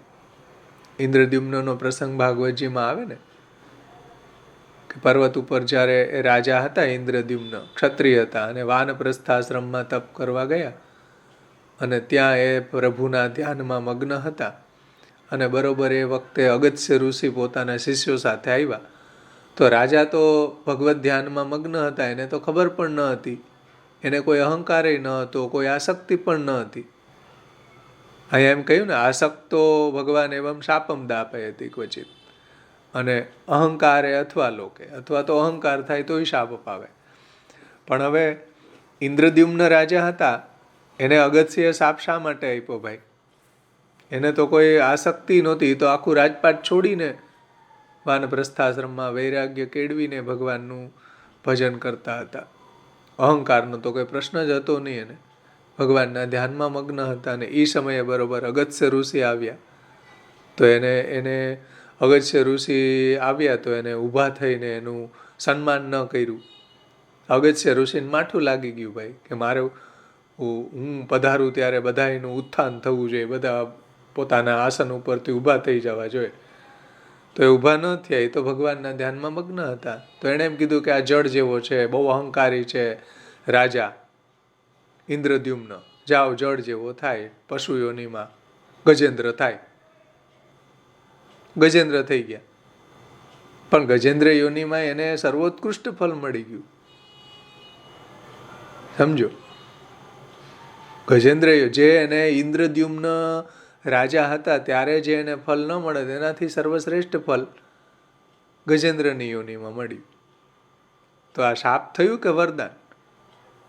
તો એ સંદર્ભ અહીંયા લીધો છે કે અગત્ય ઋષિને શાપ દે દિયા, કિંતુ જો ભગવત ભક્ત શાપ મિલને કે યોગ્ય નહીં હૈ. ભગવાનના ભક્તો છે, અત્યારે ઇન્દ્રદ્યુમ્ન છે, એ શાપ આપવા યોગ્ય ન હતા, એવું ત્યાં મહાપ્રભુજીએ પણ સમજાવ્યું છે નિબંધમાં, ભાગવતાર્થ પ્રકરણમાં. ભાગવતમાં એ સમજાવ્યું છે કે શાપ આપવા યોગ્ય ન હોવા છતાં પણ અગત્ય ઋષિ એને શાપ આપી દીધો. उन्हें भी जब शाप मिलता है तब तो वहाँ भगवद इच्छा ही माननी चाहिए. ભગવદ ઈચ્છા બલી હશી, શ્રીમદ ઈચ્છા બલી હશી. ત્યારે કાંઈક ભગવાનને લીલા કરવી છે, કાંઈ ભગવાનની ઈચ્છા બળવાન છે ભાઈ. આવું જ્યારે થાય ત્યારે ભગવાનની ઈચ્છા બળવાન છે. વहाँ भगवद इच्छा के अतिरिक्त और कोई दूसरा कारण नहीं है. यह बताने के लिए आप श्री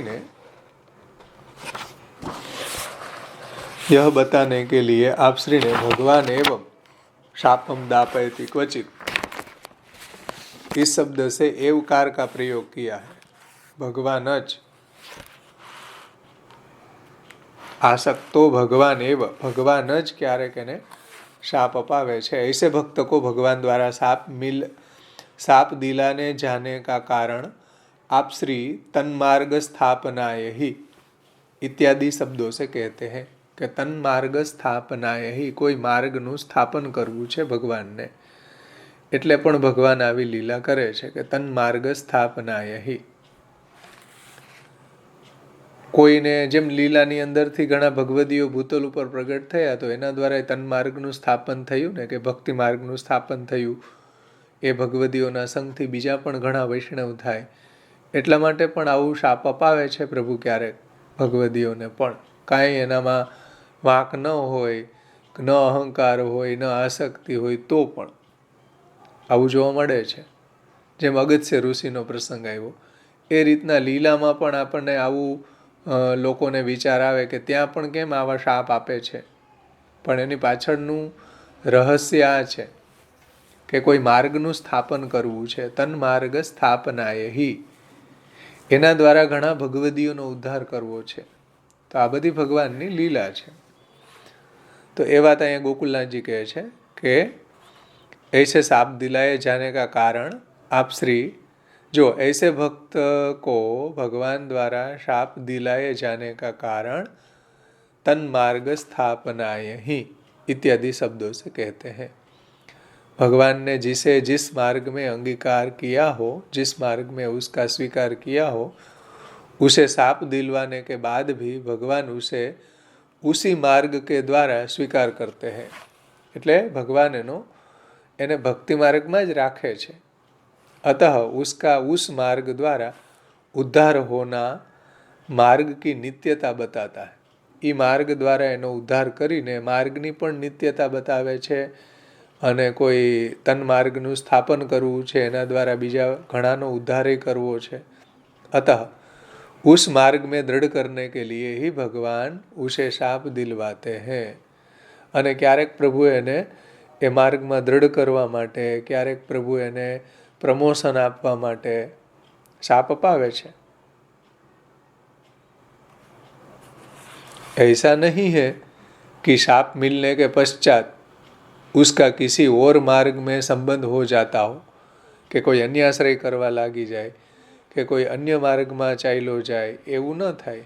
એનો ઉદ્ધાર તો ભક્તિ માર્ગ જ કરે, ભક્તિ માર્ગમાં જ રહે. શાપ પામેલા ભક્તો છે એ ભક્તિ કરીને જ ભગવાનને મેળવે છે અને એના સંગથી બીજા પણ ઘણા ભગવદીઓ બની જાય છે, ભગવાનની પ્રાપ્તિ કરે છે. તો ભગવાન દ્વારા અંગીકાર હોના નિત્ય હૈ, અંગીકૃતિ ચ નિત્યા, એવું શ્રી ગુસાઈજી પણ કહે છે. ભક્તની અંગીકૃતિ નિત્ય છે ભાઈ. એનું બીજ જે છે ભગવાને એમાં રોપેલું છે, પુષ્ટિ બીજ, એનો નાશ તો ક્યારેય નથી થતો. ભલે જન્માંતર થાય પણ બીજનો નાશ ન થાય ક્યારેય. અંગીકૃતિ ચ નિત્યા, અંગીકૃતિ નિત્ય છે એની. આ જન્મમાં નહીં તો બીજા જન્મમાં, બીજા જન્મમાં નહીં તો સહસ્ર પરિવત્સર પછી. તો અંગીકાર હોના નિત્ય હૈ, વહ બદલ નહીં શકતા. અંગીકૃતિ જે એની થઈ છે એ ક્યારેય બદલી ન શકાય, વરણ ક્યારેય બદલી ન શકાય. યહ બતાને કે લીએ હી શબ્દ શ્લોક મેં દિયા ગયા. એટલા માટે શ્લોકની અંદર અહંકારે અથવા લોકે તન્માર્ગ સ્થાપનાય હી, હી એટલે આ ધ્રુવ છે, નિશ્ચય છે કે અંગીકૃતિ છે નિત્યા. અંગીકાર છે એનો જે ભક્તિ માર્ગમાં કરેલો છે, કદાચ એને સાપ આપી દીધો તો એ ભક્તિ કરે.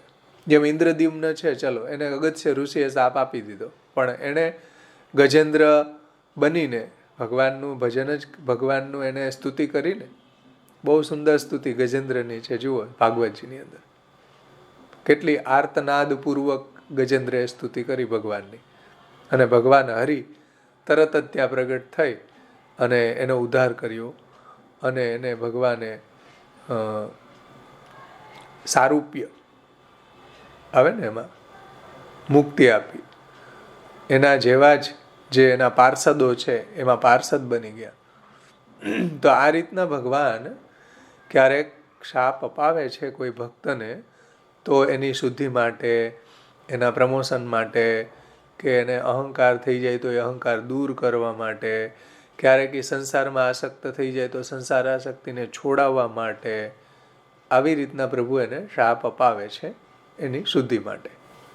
સમજાણું ને? તો અહીંયા ગોકુલનાથજીએ આ શ્લોકને સંપન્ન કર્યો. 18મો શ્લોક. આમાં કોઈને કંઈ પ્રશ્ન છે?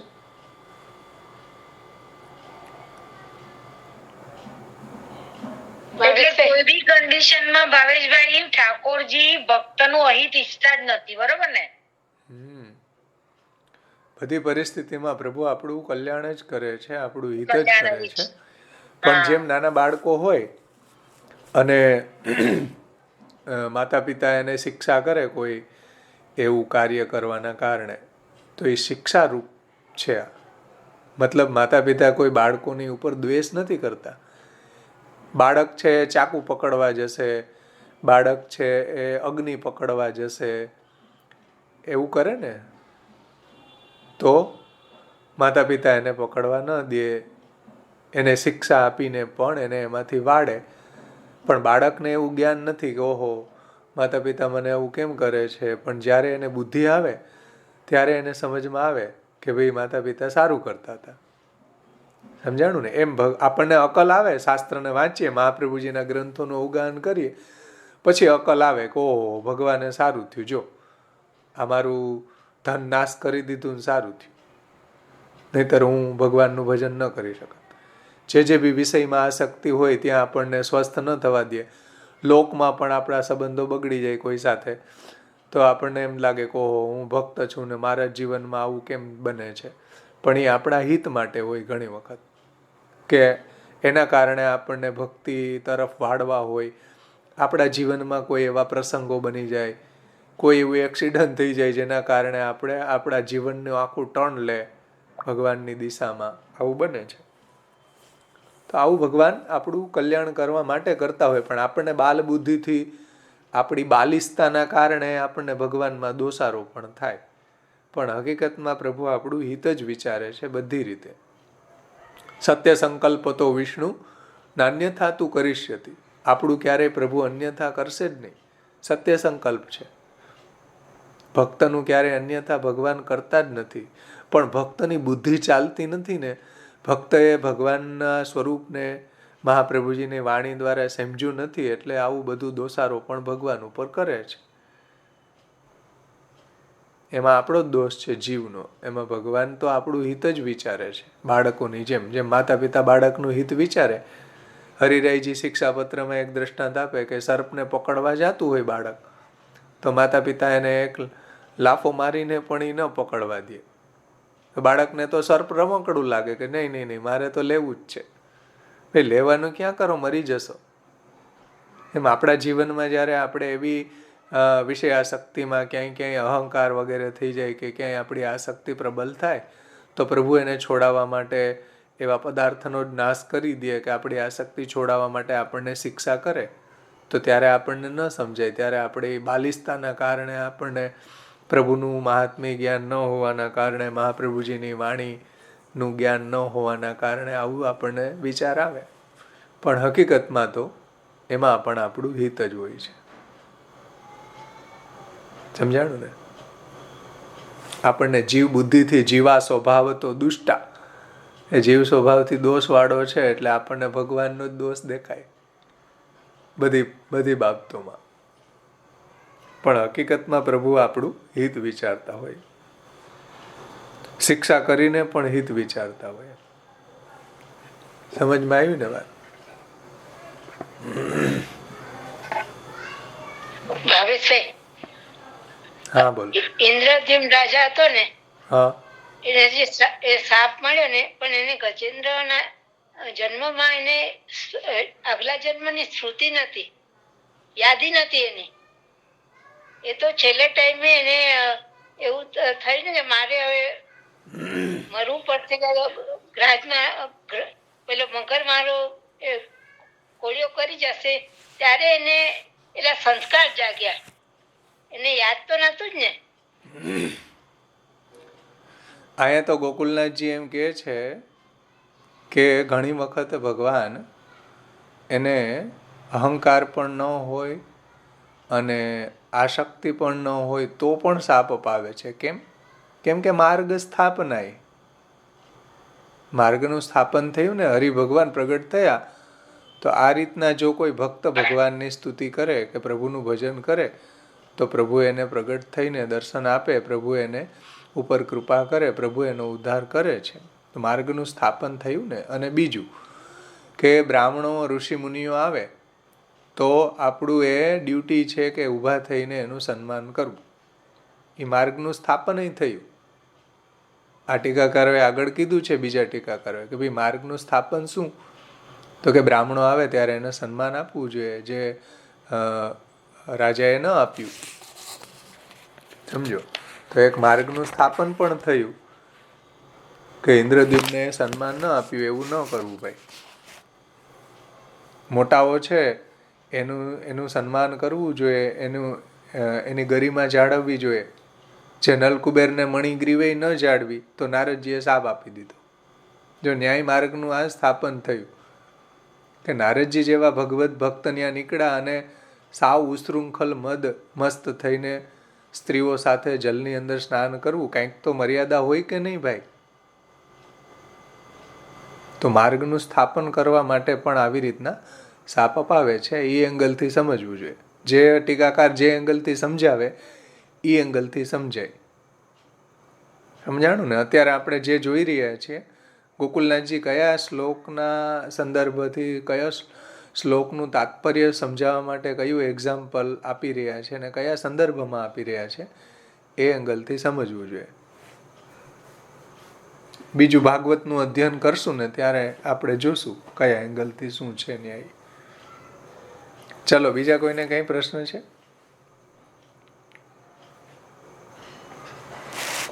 સમજ આવે છે ને વાત મહાપ્રભુજીની? કે આસક્તો ભગવાન એવમ શાપમ દાપયતિ. આપણી આસક્તિ છોડાવે ઠાકોરજી. આપણે સંસારમાં બહુ આસક્ત થઈ જાય તો ક્યાંક બાંધણું કરાવી દે અને પછી બોલવાનું ન રહે, પછી છાનું ઘરે આવીને સેવા કરે. ઓલા એટલા બધા સંસારમાં આસક્ત હોય પછી એમ કે અમને ક્યાંથી આમાં સત્સંગનો ટાઈમ મળે, ક્યાંથી આમ થાય. એટલે કંઈક ને કંઈક પ્રભુ જો આપણને પોતાના માનતા હોય તો કંઈક એવી લીલા કરે કે આપણને પછી જ્યાં આપણું આસક્તિ હોય લોકમાં, સંસારમાં, જે બહિર્મુખ કરનારા તત્વો હોય એમાં હોય તો છોડાવે છે પ્રભુ. પોતાના માને તો છોડાવે ભાઈ, પોતાના ન માને તો આસક્ત થવા દે. થાવ ને, આપણે શું. અને અહંકાર આવે તો અહંકાર કઈ બધાનો દૂર ન કરે ભગવાન, પોતાના હોય એનો દૂર કરે. બીજા તો અહંકારમાં છકેલા જ ફરે છે પ્રવાહી જીવો. ઈશ્વરો અહમ, અહમ ભોગી, સિદ્ધો અહમ બલવાન સુખી, આડ્યો ભી જન્વાન અસ્મિ, કોન્યોસ્તિ સદૃશો મયા, યક્ષે દાસ્યેમી મોદિસ્ય ઇતિ અજ્ઞાન વિમોહિતા. હું ઈશ્વર છું, હું ભોગી છું, હું ઊંચા કુળનો છું. કેવા કેવા અહંકારમાં ફરી રહ્યા છે બધા. એનો કેમ અહંકાર દૂર નથી કરતા? શા માટે કરે ભાઈ? આપણે જે પોતાના હોય એનો અહંકાર દૂર કરે ને. પોતાના ભક્ત હોય એનો અહંકાર દૂર કરે. બીજાઓનો તો કેમ વધે અને કેમ એનું પતન થાય એ જ કરવું છે. તો ભગવાન છે આપણો જ્યારે અહંકારને દૂર કરે, ક્યારેક આપણી આસક્તિને દૂર કરાવે, તો એમાં આપણા ઠાકોરજીની કૃપા સમજવી કે ભાઈ સારું થયું.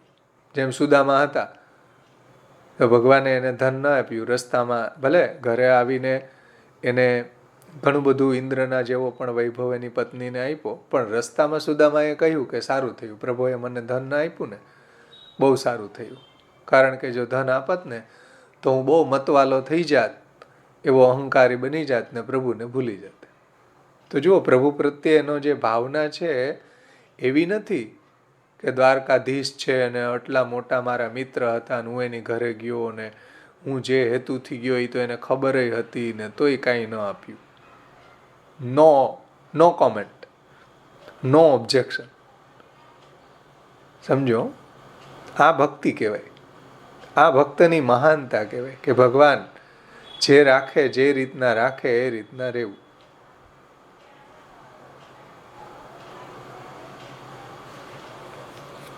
ચલો, બીજા કોઈને કઈ પ્રશ્ન છે ભાઈ?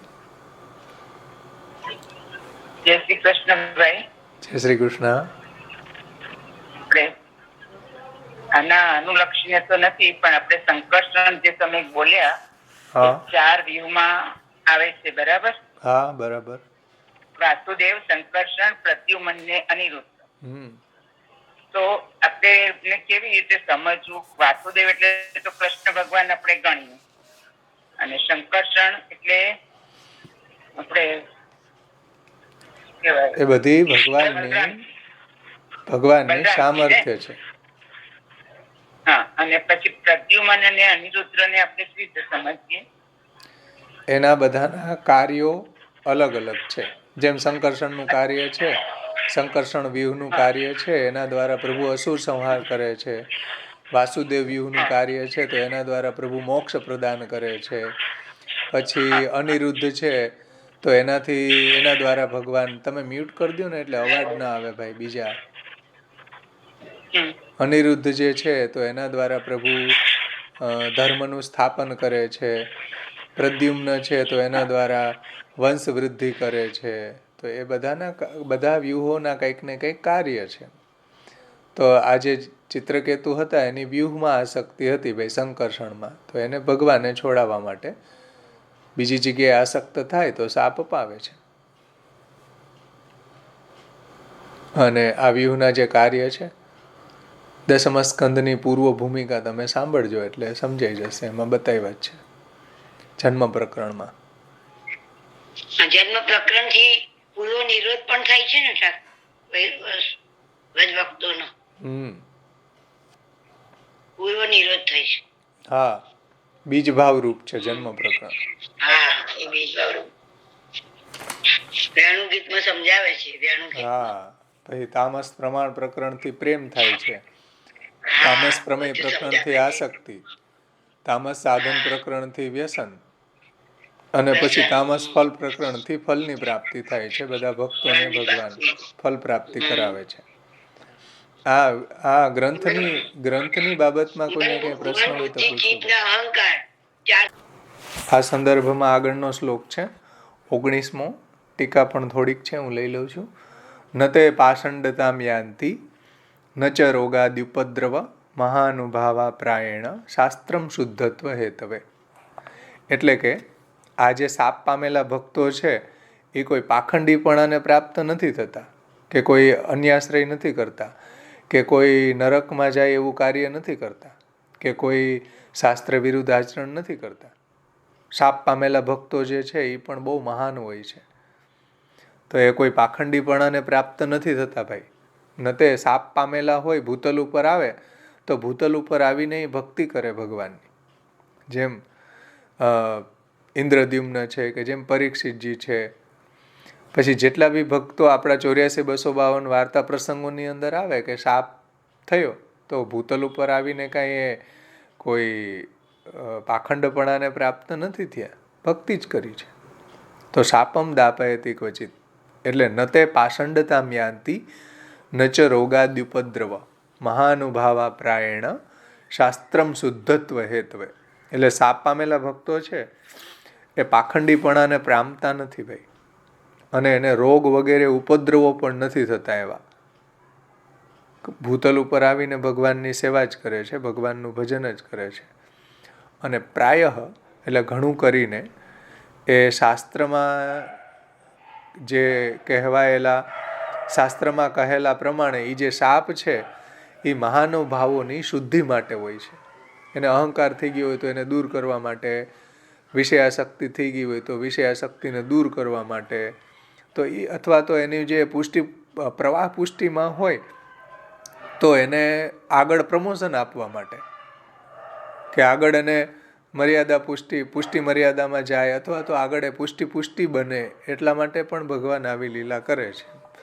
એ મહાનુભાવા પ્રાયણ શાસ્ત્રમ શુદ્ધત્વ હેતુ, એની શુદ્ધિ માટે, એને ઉપર ઉઠાવવા માટે શાપ અપાવે છે. તો બહુ સુંદર એની વ્યાખ્યા ગોકુલનાથજીએ સમજાવી છે. જુઓ તમે, આપણે આગળ 26 પેજ ઉપર જુઓ. इसके पश्चात अब सांप दिलवाने के बाद भी उस भक्त की मार्ग में स्थिति किस प्रकार से बनी रहती है. એટલે સાપ પામેલા ભક્તો છે એની આ ભક્તિ માર્ગમાં સ્થિતિ કઈ રીતના બની રહે છે. યહ આપ શ્રી મહાપ્રભુજી કહે છે કે ન તે પાષંડતામ યાન્તિ ન ચ રોગાદ્યુપદ્રવ મહાનુભાવા પ્રાયેણ शास्त्रम शुद्धत्व हेतवे. આ શબ્દોથી કહે છે. इसमें आप श्री का तात्पर्य यह है कि साप के प्रभाव से भी उन भक्तों में पाखंडता नहीं आती है. सापना कारणे कोई भूतल ऊपर आवीने कोई पाखंडी न बनी जाए, भगवान ની भजन જ करे. यदि भगवान द्वारा उसका अंगीकार किया जाना नित्य न होता तो साप मिलने के कारण भगवान से दूर हो जाते. समझो, जो એનું વરણ ભક્તિ માર્ગમાં ન હોત તો સાપના કારણે એની અધોગતિ થઈ જાય. સમજમાં આવી ને વાત? જો ભક્તિ માર્ગમાં એનો અંગીકાર ન હોય તો સાપના કારણે એની અધોગતિ થાય. પરંતુ જે ભગવાનના ભક્ત છે એને આવી રીતના ક્યારેક સાપ અપાવ્યો છે તો એની અધોગતિ ન થાય. तात्पर्य यह है कि सांप के प्रभाव से भी उन भक्तों में पाखंडता नहीं आती है. यदि भगवान द्वारा उसका अंगीकार किया जाना नित्य न होता तो सांप मिलने के कारण भगवान से दूर हो जाने के पश्चात उसमें पाखंडता आ गई होती. जो अंगीकार भगवाने एनो न करेलो होय तो भगवानथी विमुख थवाना कारणे एनी अंदर पाखंडता आवी जाय.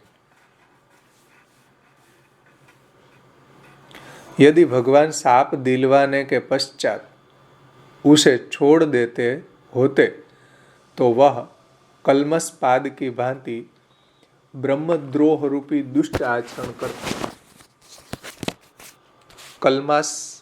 कलमास पाद की भांति, आ कोઈને ખબર છે પ્રસંગ ભાઈ કલમાસ પાદનો?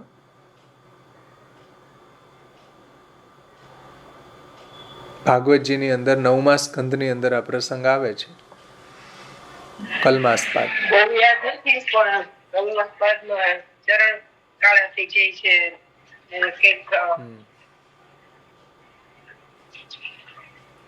એટલે જ એનું નામ કલમાસ પાદ છે. કલમાસ પાદ.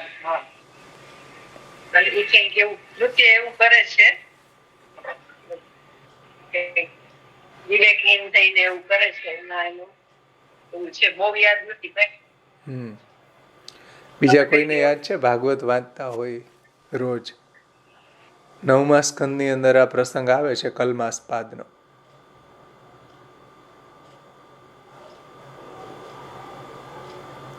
નવમા સ્કંદની અંદર 9મા અધ્યાયના 22મા શ્લોકમાં આ વાત આવે છે કે સૌદાસ નામના એક રાજા હોય, એ રાજાને વશિષ્ઠનો શાપ થયો. ઘણો બધો લાંબો પ્રસંગ છે, આપણે એમાં નહીં જાય. કોઈ રાક્ષસને એને માર્યો હોય ને પછી રાક્ષસ એનો ભાઈ બી એનું વેર વાળવા માટે એના રસોયા તરીકે રહે, અને રસોઈની અંદર શ્રાદ્ધના દિવસોમાં એ વશિષ્ઠને માંસ ખવડાવી દે. એટલે જ્યારે વશિષ્ઠને ખબર પડે ત્યારે એ સૌદાસને શાપ આપે છે કે તું રાક્ષસ બની જા. ત્યારે સૌદાસ છે એ પણ હાથમાં જલ લઈને વશિષ્ઠ ઋષિને શાપ આપવા માટે તૈયાર થાય છે. ત્યારે સૌદાસના જે પત્ની છે મદયંતી જે એના પત્ની છે એને રોકે છે કે આ યોગ્ય ન કહેવાય.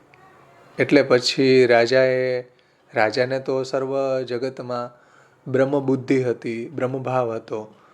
તો એ જે હાથની અંદર જે જલ લીધું હતું શ્રાપ આપવા માટે, એ જલ નાખવું ક્યાં હવે?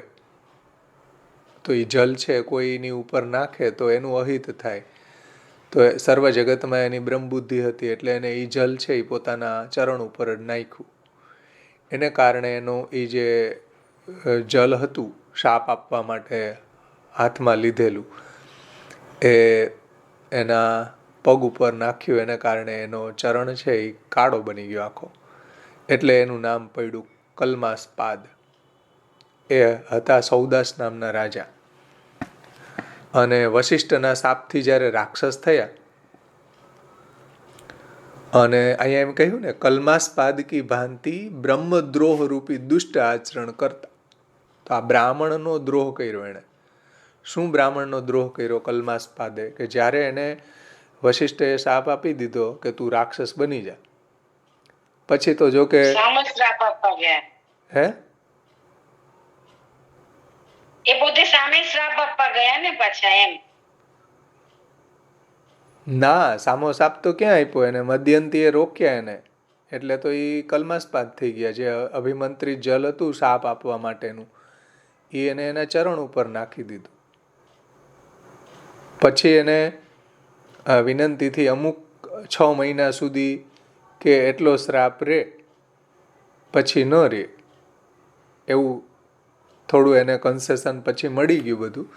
પણ જ્યારે રાક્ષસ બની ગયો કલમાસપાદ, આ સૌદાસ, ત્યારે એણે જંગલની અંદર એ ભૂખ્યો હતો. ત્યારે કોઈ બ્રાહ્મણ છે એ બ્રાહ્મણીનું ગર્ભાધાન કરી રહ્યા હતા, અને એ જ વખતે એ જે બ્રાહ્મણ છે એને પકડ્યો.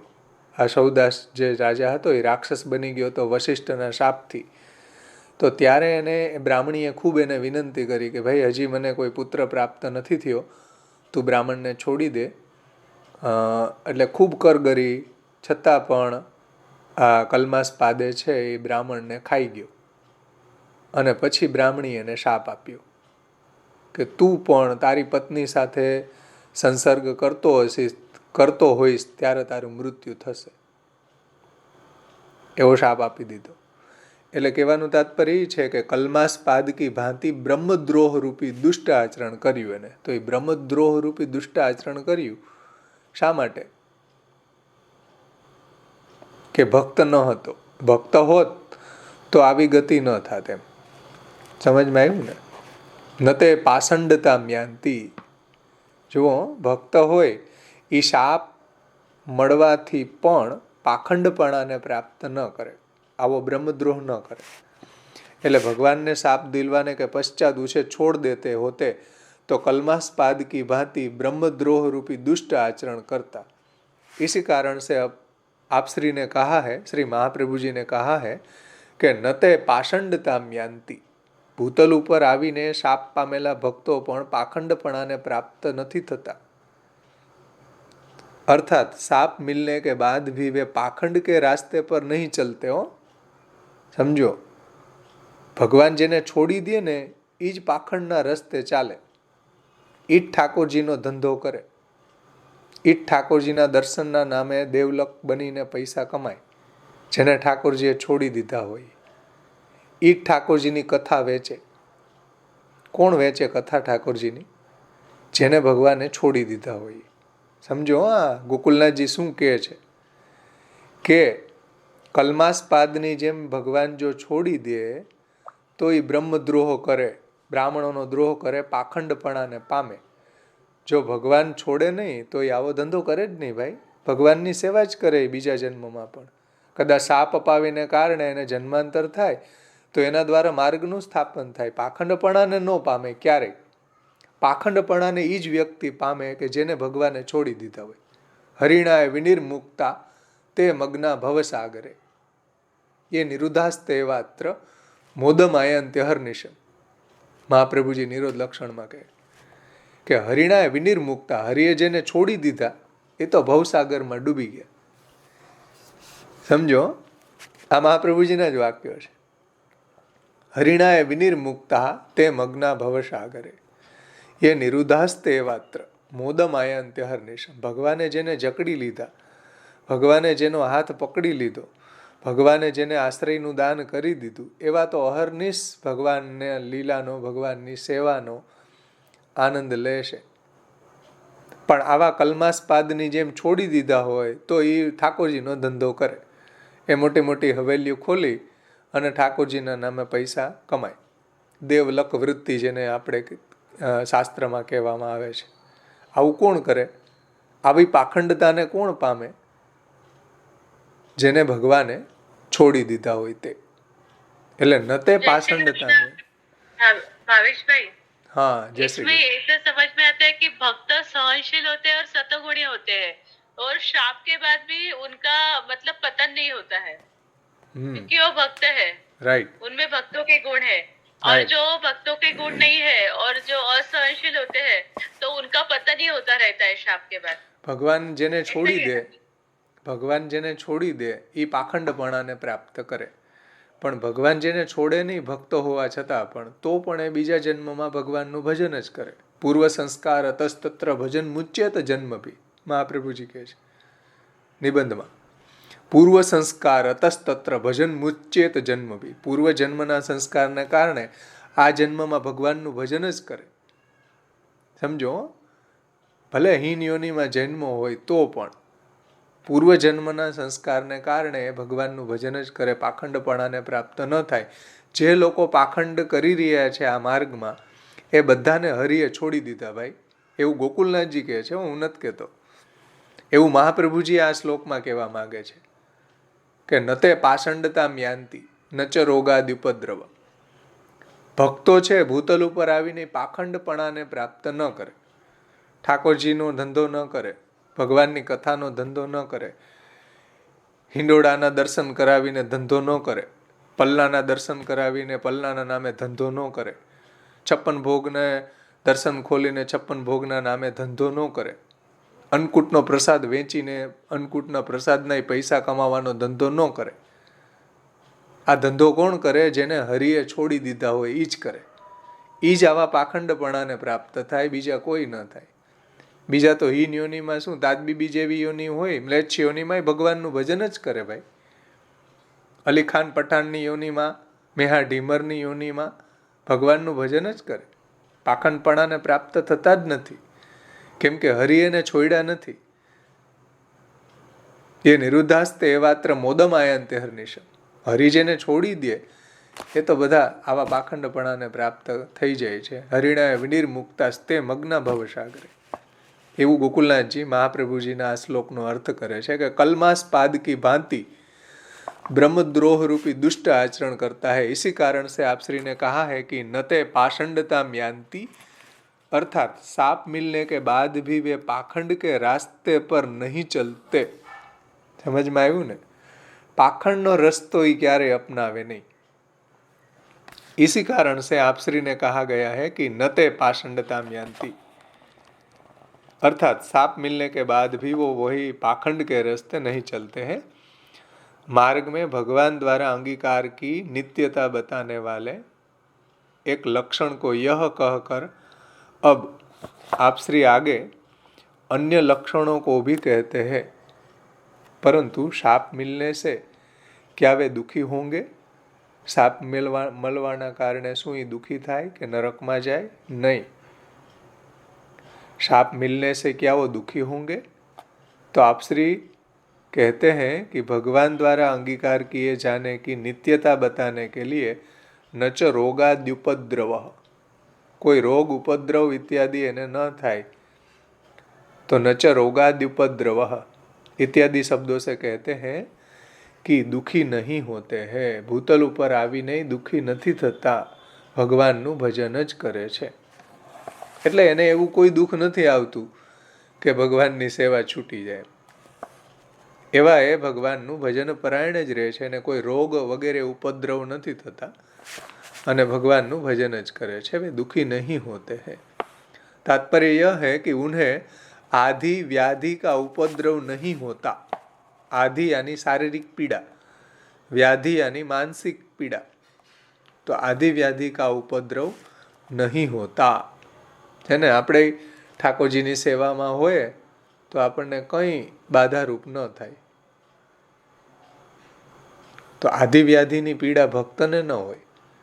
આદિવ્યાધિની પીડા જે છે એ ભક્ત છે એને હોય તો પણ એને બાધારૂપ નથી થતી. એ ભગવાનના ભજનમાં જ તન્મય હોય છે. તો આદિવ્યાધિ છે એને દૂર કરવા માટે તો ષોડશ ગ્રંથમાં સમજાયું, વિવેકસ્તુ હરિ સર્વમ નિજે ચાતા કરીશતી, ચિંતા કાપી ન કાર્ય નિવેદિતાત્મભી કદાપિતી. એટલે ભક્ત છે એને આવી આદિવ્યાધિનો ઉપદ્રવ નથી થતો એમ. इसी कारण वृत्रासुर साप मिलने के बाद भी किसी से पराजित नहीं हुआ. જુઓ, શ્રાપ મળી ગયો છતાં પણ કોઈનાથી પરાજિત થયા નહીં. બધા દેવતાઓ હારી ગયા અને ભગવાનની પાસે સહાય માગવા ગયા. પણ વૃત્રએ ભગવાન પાસે સહાય ન માગી કે મને તમે જેમ ઇન્દ્રને દધીચીના હાડકુમાંથી વજ્ર બનાવવાનું કીધું એવો ઉપાય કંઈક મને બતાવો ને. નો, મારા અને ઇન્દ્રના ઝઘડામાં હું પુષ્ટિ પ્રભુને પરિશ્રમ ન આપું ભાઈ. સમજો, વૃત્રનો માદા જુઓ તમે. આપણે નાની નાની વાતમાં ઠાકોરજીને એમ કહીએ કે હવે અમારી આ મનોકામના પૂરી કરી દો. આ વસ્તુ છે. મહાપ્રભુજી વિવેક ધૈર્યશ્રીમાં ઘસીને ના પાડી. પ્રાર્થિત એવા પ્રાર્થના કરવાનું બંધ કરો ભાઈ. પહેલા માગા માગી બંધ કરો. પ્રાર્થિત એવા તત કિંસ્યા સ્વામી અભિપ્રાય સંશયાત સર્વત્ર તસ્ય સર્વમ હિ સર્વ સામર્થ્યમેવ છે. એનું આપવાનું સામર્થ્ય છે અને આત્મામાં બિરાજતા હોવાના કારણે આપણા હૃદયની વાતને જાણે પણ છે. એટલે પ્રાર્થના કરવાનું બંધ કરો.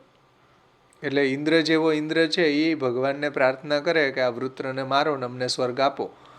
વૃત્રને મારવાનો ઉપાય બતાવો અમને. ભગવાન સામે બિરાજે છે ત્યારે, અને વૃત્રની સામે ભગવાન બિરાજે છે યુદ્ધ મેદાનમાં. તો ભગવાન પાસે શું માગે?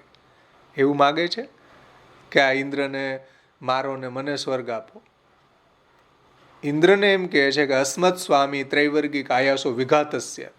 આપણા ઠાકોરજી એવા છે કે ત્રૈવર્ગિક આયાસનો વિઘાત કરી નાખશે. ધર્મ અર્થ કામ જે છે, આ સ્વર્ગ વગેરે જે છે, આવું પદાર્થ તો આપતા જ નથી એના ભક્તને.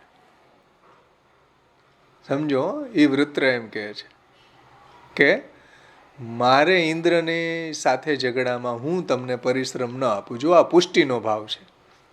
આપણે પણ આપણા ઠાકોરજીને પરિશ્રમ ન થાય એવું કરીએ ને, પ્રભુને પરિશ્રમ ન આપવો. આપણા સંપ્રદાયની અંદર એવો રૂલ્સ છે કે ભાઈ આપણા ઠાકોરજીને પરિશ્રમ થાય એવું ન કરવું, પ્રભુના સુખનો વિચાર કરવો. આ વૃત્રે કર્યો છે કે આવા ધમસાણ યુદ્ધની અંદરે ભગવાન સામે પ્રગટ થયા તો એને શું માગ્યું? એમ ન માગ્યું કે ઇન્દ્રને મારો ને મને સ્વર્ગ આપો.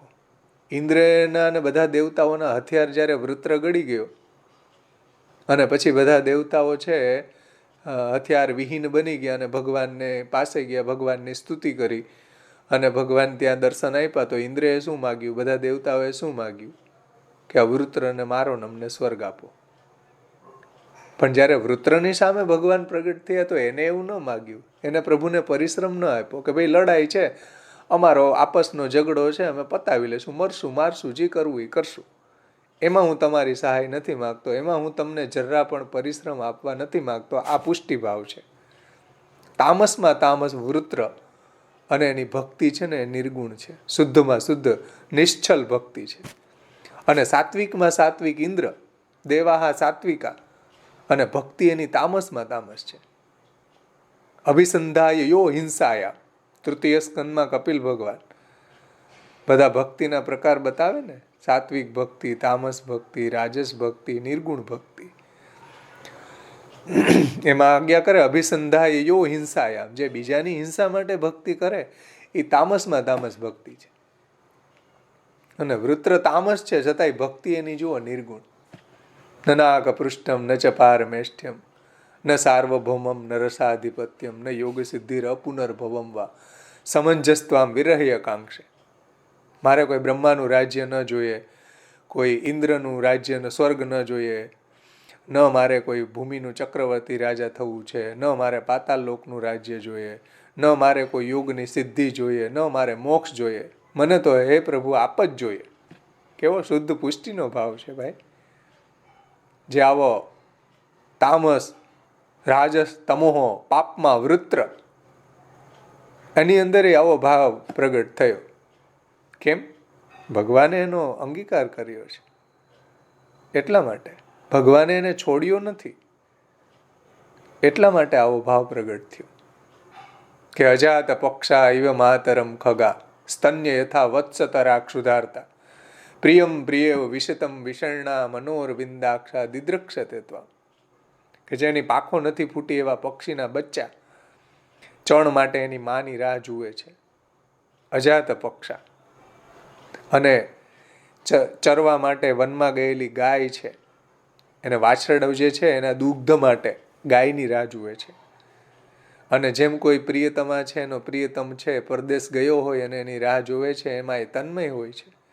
એમ હે પ્રભુ, હું આપના નિરખવા માટે, હે કમલનયન, હું આપને નિરખવા માટે આતુર છું. પ્રિયમ પ્રિય વિષણના મનોરવિંદાક્ષ. જો કમલનયન એવું સંબોધન કરે છે. મનોરવિંદાક્ષ દિદ્રક્ષતે ત્વામ. આપના એ કમલનયનને હું જોવા માટે આતુર છું. આ પુષ્ટિ ભક્તિ છે. આ તો નાની નાની વાતમાં ઠાકોરજીને કહે કે લાવો અમને હવે આ આપી દો, અમારું આ કાર્ય કરી દો.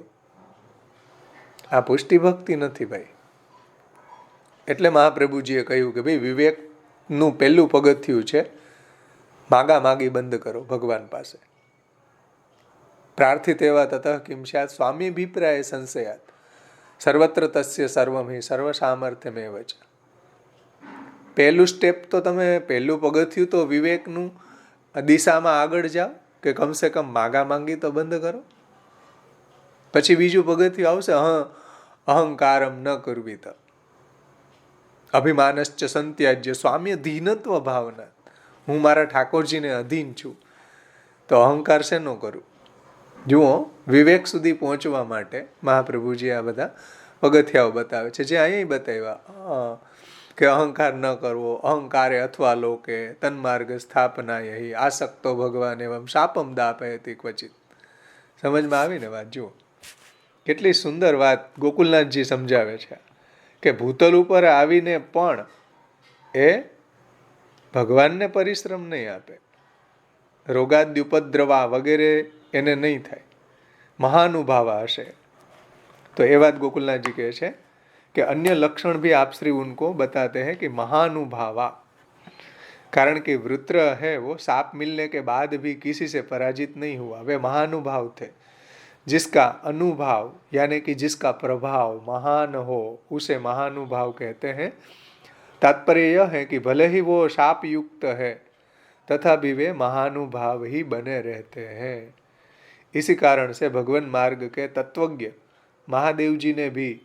મહાદેવજીએ પણ વૃત્ર ચિત્રકેતુની પ્રશંસા કરી છે. જુઓ એ વૃત્રની શું કે હે પાર્વતી, ભગવાન કે દાસાનું દાસો કી મહિમા તો જુઓ. સમજો, જ્યારે ચિત્રકેતુ ત્યાંથી નીકળી ગયા, પાર્વતીજીએ શાપ આપી દીધો. આલિંગિત મુદ્રામાં બિરાજતા હતા શિવજી પાર્વતીજી, વચ્ચે એની આજુબાજુ એના ગણ પણ હતા. એ સમયે ચિત્રકેતુ વિમાનની અંદર ત્યાંથી નીકળે છે. વિદ્યાધર છે, મોટા, બહુ મોટી પોસ્ટ છે વિદ્યાધરની. અને શિવ પાર્વતી આલિંગિત મુદ્રામાં બેઠા હોય તો થોડું હાસ્ય કરે છે કે કેવા આ શિવજી પાર્વતીજી શિવજી છે કે આજુબાજુ બિરાજતા ગણોની પણ આમન્ય, એટલે કે એની વચ્ચે પણ આવી આલિંગિત મુદ્રામાં બિરાજી રહ્યા છે. તો પાર્વતીજીને ન, શિવજી તો જાણે છે ભગવાનના ભક્તોનો મહિમા, એટલે એ તો કાંઈ બોલ્યા જ નહીં. પાર્વતીજીથી ન રહેવાનું એટલે એને એમ કહ્યું કે આ ઉશૃંખલ થઈ ગયો છે, હવે આસુરીઓનીમાં જન્મે. તો વૃત્ર ચિત્રકેતુને કંઈ વાંધો નથી આવ્યો, એના કોઈ કપાળમાં કડચલી નથી પડી કે મને કેમ શાપ આપ્યો. ત્યાં જુઓ, મહાપ્રભુજીએ પણ આ વાત સમજાવે છે ભાગવતાર્થ નિબંધમાં. ભાગવતમાં પણ કહ્યું છે કે સામો શાપ આપવા સમર્થ છે ચિત્રકેતુ, છતાં પણ એને સ્વીકારી લીધું. અને એણે પાર્વતીજીને વિનંતી પણ ન કરી કે હવે આ શાપનું નિવારણ કરવા માટે કાંઈ ઉપાય બતાવો કે કંઈક થોડુંક એમાં અમને થોડુંક સસ્તું કરી દો. નહીં, તમને મારા બિહેવિયરથી, મારા આચરણથી તમને માઠું લાગ્યું, આઈ એમ સોરી, એમ કે નીકળી ગયા. પછી શિવજી પાર્વતીજીને ચિત્રકેતુનો મહિમા બતાવે કે જુઓ, ભક્તનો મહિમા જુઓ તમે. સ્વર્ગાપ વર્ગ નરકેશ્વપી તુલ્યાર્થ દર્શિનમ નારાયણ પરાલોકે ન કુતશ્ચન બિભ્યતિ. નારાયણ પરાયણ ભગવાનના ભક્તો છે, કોઈનાથી ડરતા નથી. એ સ્વર્ગ હોય કે મોક્ષ હોય કે નરક હોય, બધી જગ્યાએ જ્યાં ભગવાન જેને જે રીતના રાખે એ રીતના રહેવા તૈયાર છે, એને કોઈ જાતનો ભય ન હોય. સ્વર્ગાપ વર્ગ નરકેશ્વપી તુલ્યાર્થ દર્શિનમ, બધી જગ્યાએ એની તુલ્યતા હોય છે. તો આ મહાનતા છે ભગવાનના ભક્તોની, એવું શિવજી પાર્વતીજીને સમજાવે છે કે જુઓ દેવી, ભગવાનના ભક્તોનો મહિમા તમે જોયો. તો महादेव ने पार्वती जी को कहा कि हे पार्वती जी, भगवान के दासानुदासों की महिमा तुमने अपनी आंखों से देख ली. जो लोग भगवान के शरणागत होते हैं वे किसी से भी नहीं डरते, न कुतश्चन बिभ्यति. नारायण परालोके, भगवान भक्तों છે કોઈનાથી डरता नहीं, क्योंकि उन्हें स्वर्ग मोक्ष और नरक में भी केवल भगवान के ही दर्शन होते हैं. એટલે तुल्यार्थ दर्शिनम. श्रीमद् भागवत षष्ठम स्कंद 17वां अध्याय 27वां श्लोक. इस श्लोकानुसार पार्वती जी द्वारा वृत्रासुर को शाप दिए जाने पर भी वृत्रासुर को महानुभाव ही कहा गया है. महानुभाव જ છે, ભૂતલ ઉપર એ મહાનુભાવ જ હતા કે એના દ્વારા આવી શુદ્ધ પુષ્ટિ ભક્તિનું પ્રવર્તન થયું. ભાગવતની સ્ટાર્ટિંગમાં તમે જુઓ કે ભાગવત એટલે શું, કે જેમાં વૃત્રની કથા હોય. સ્ટાર્ટિંગમાં આવી વાત કરી કે જેમાં વૃત્રની કથા હોય, એ ભાગવત. કેવી શુદ્ધ પુષ્ટિ ભક્તિનું પ્રવર્તન એણે કર્યું. તો એ મહાનુભાવા પ્રાયણ, મહાનુભાવ છે. અને શાસ્ત્રમ શુદ્ધત્વ હેત્વે, એની શુદ્ધિ માટે આ લીલા થઈ છે કે સંકર્ષણમાં એની આસક્તિ હતી, એ છૂટી અને ભગવાનની નિરુપધિક ભક્તિમાં એ પ્રવૃત્ત થયા. તો આ રીતના એ પાખંડપણાને પામતા નથી ભૂતલ ઉપર આવીને પણ, અને મહાનુભાવ હોય છે. અને નચ રોગાદિપદ્રવ, એ એને કંઈ બાધારૂપ નથી થતું, અને ભૂતલ ઉપર ભગવાનની ભક્તિ જ કરે છે. આ ભક્તોનો મહિમા અહીંયા મહાપ્રભુજીએ સમજાવ્યું કે ન તે પાષણતામ યાંતિ ન ચ રોગાદ્યુપદ્રવ મહાનુભાવા પ્રાયણ શાસ્ત્રમ શુદ્ધત્વ હેતવે. અહીંયા આપણો 19મો શ્લોક સંપન્ન થાય છે. કોઈને કંઈ પ્રશ્ન હોય તો પૂછો, નહીંતર આપણે સમાપન કરીએ. શ્લોક સમજમાં આવ્યો 19મો બધાને?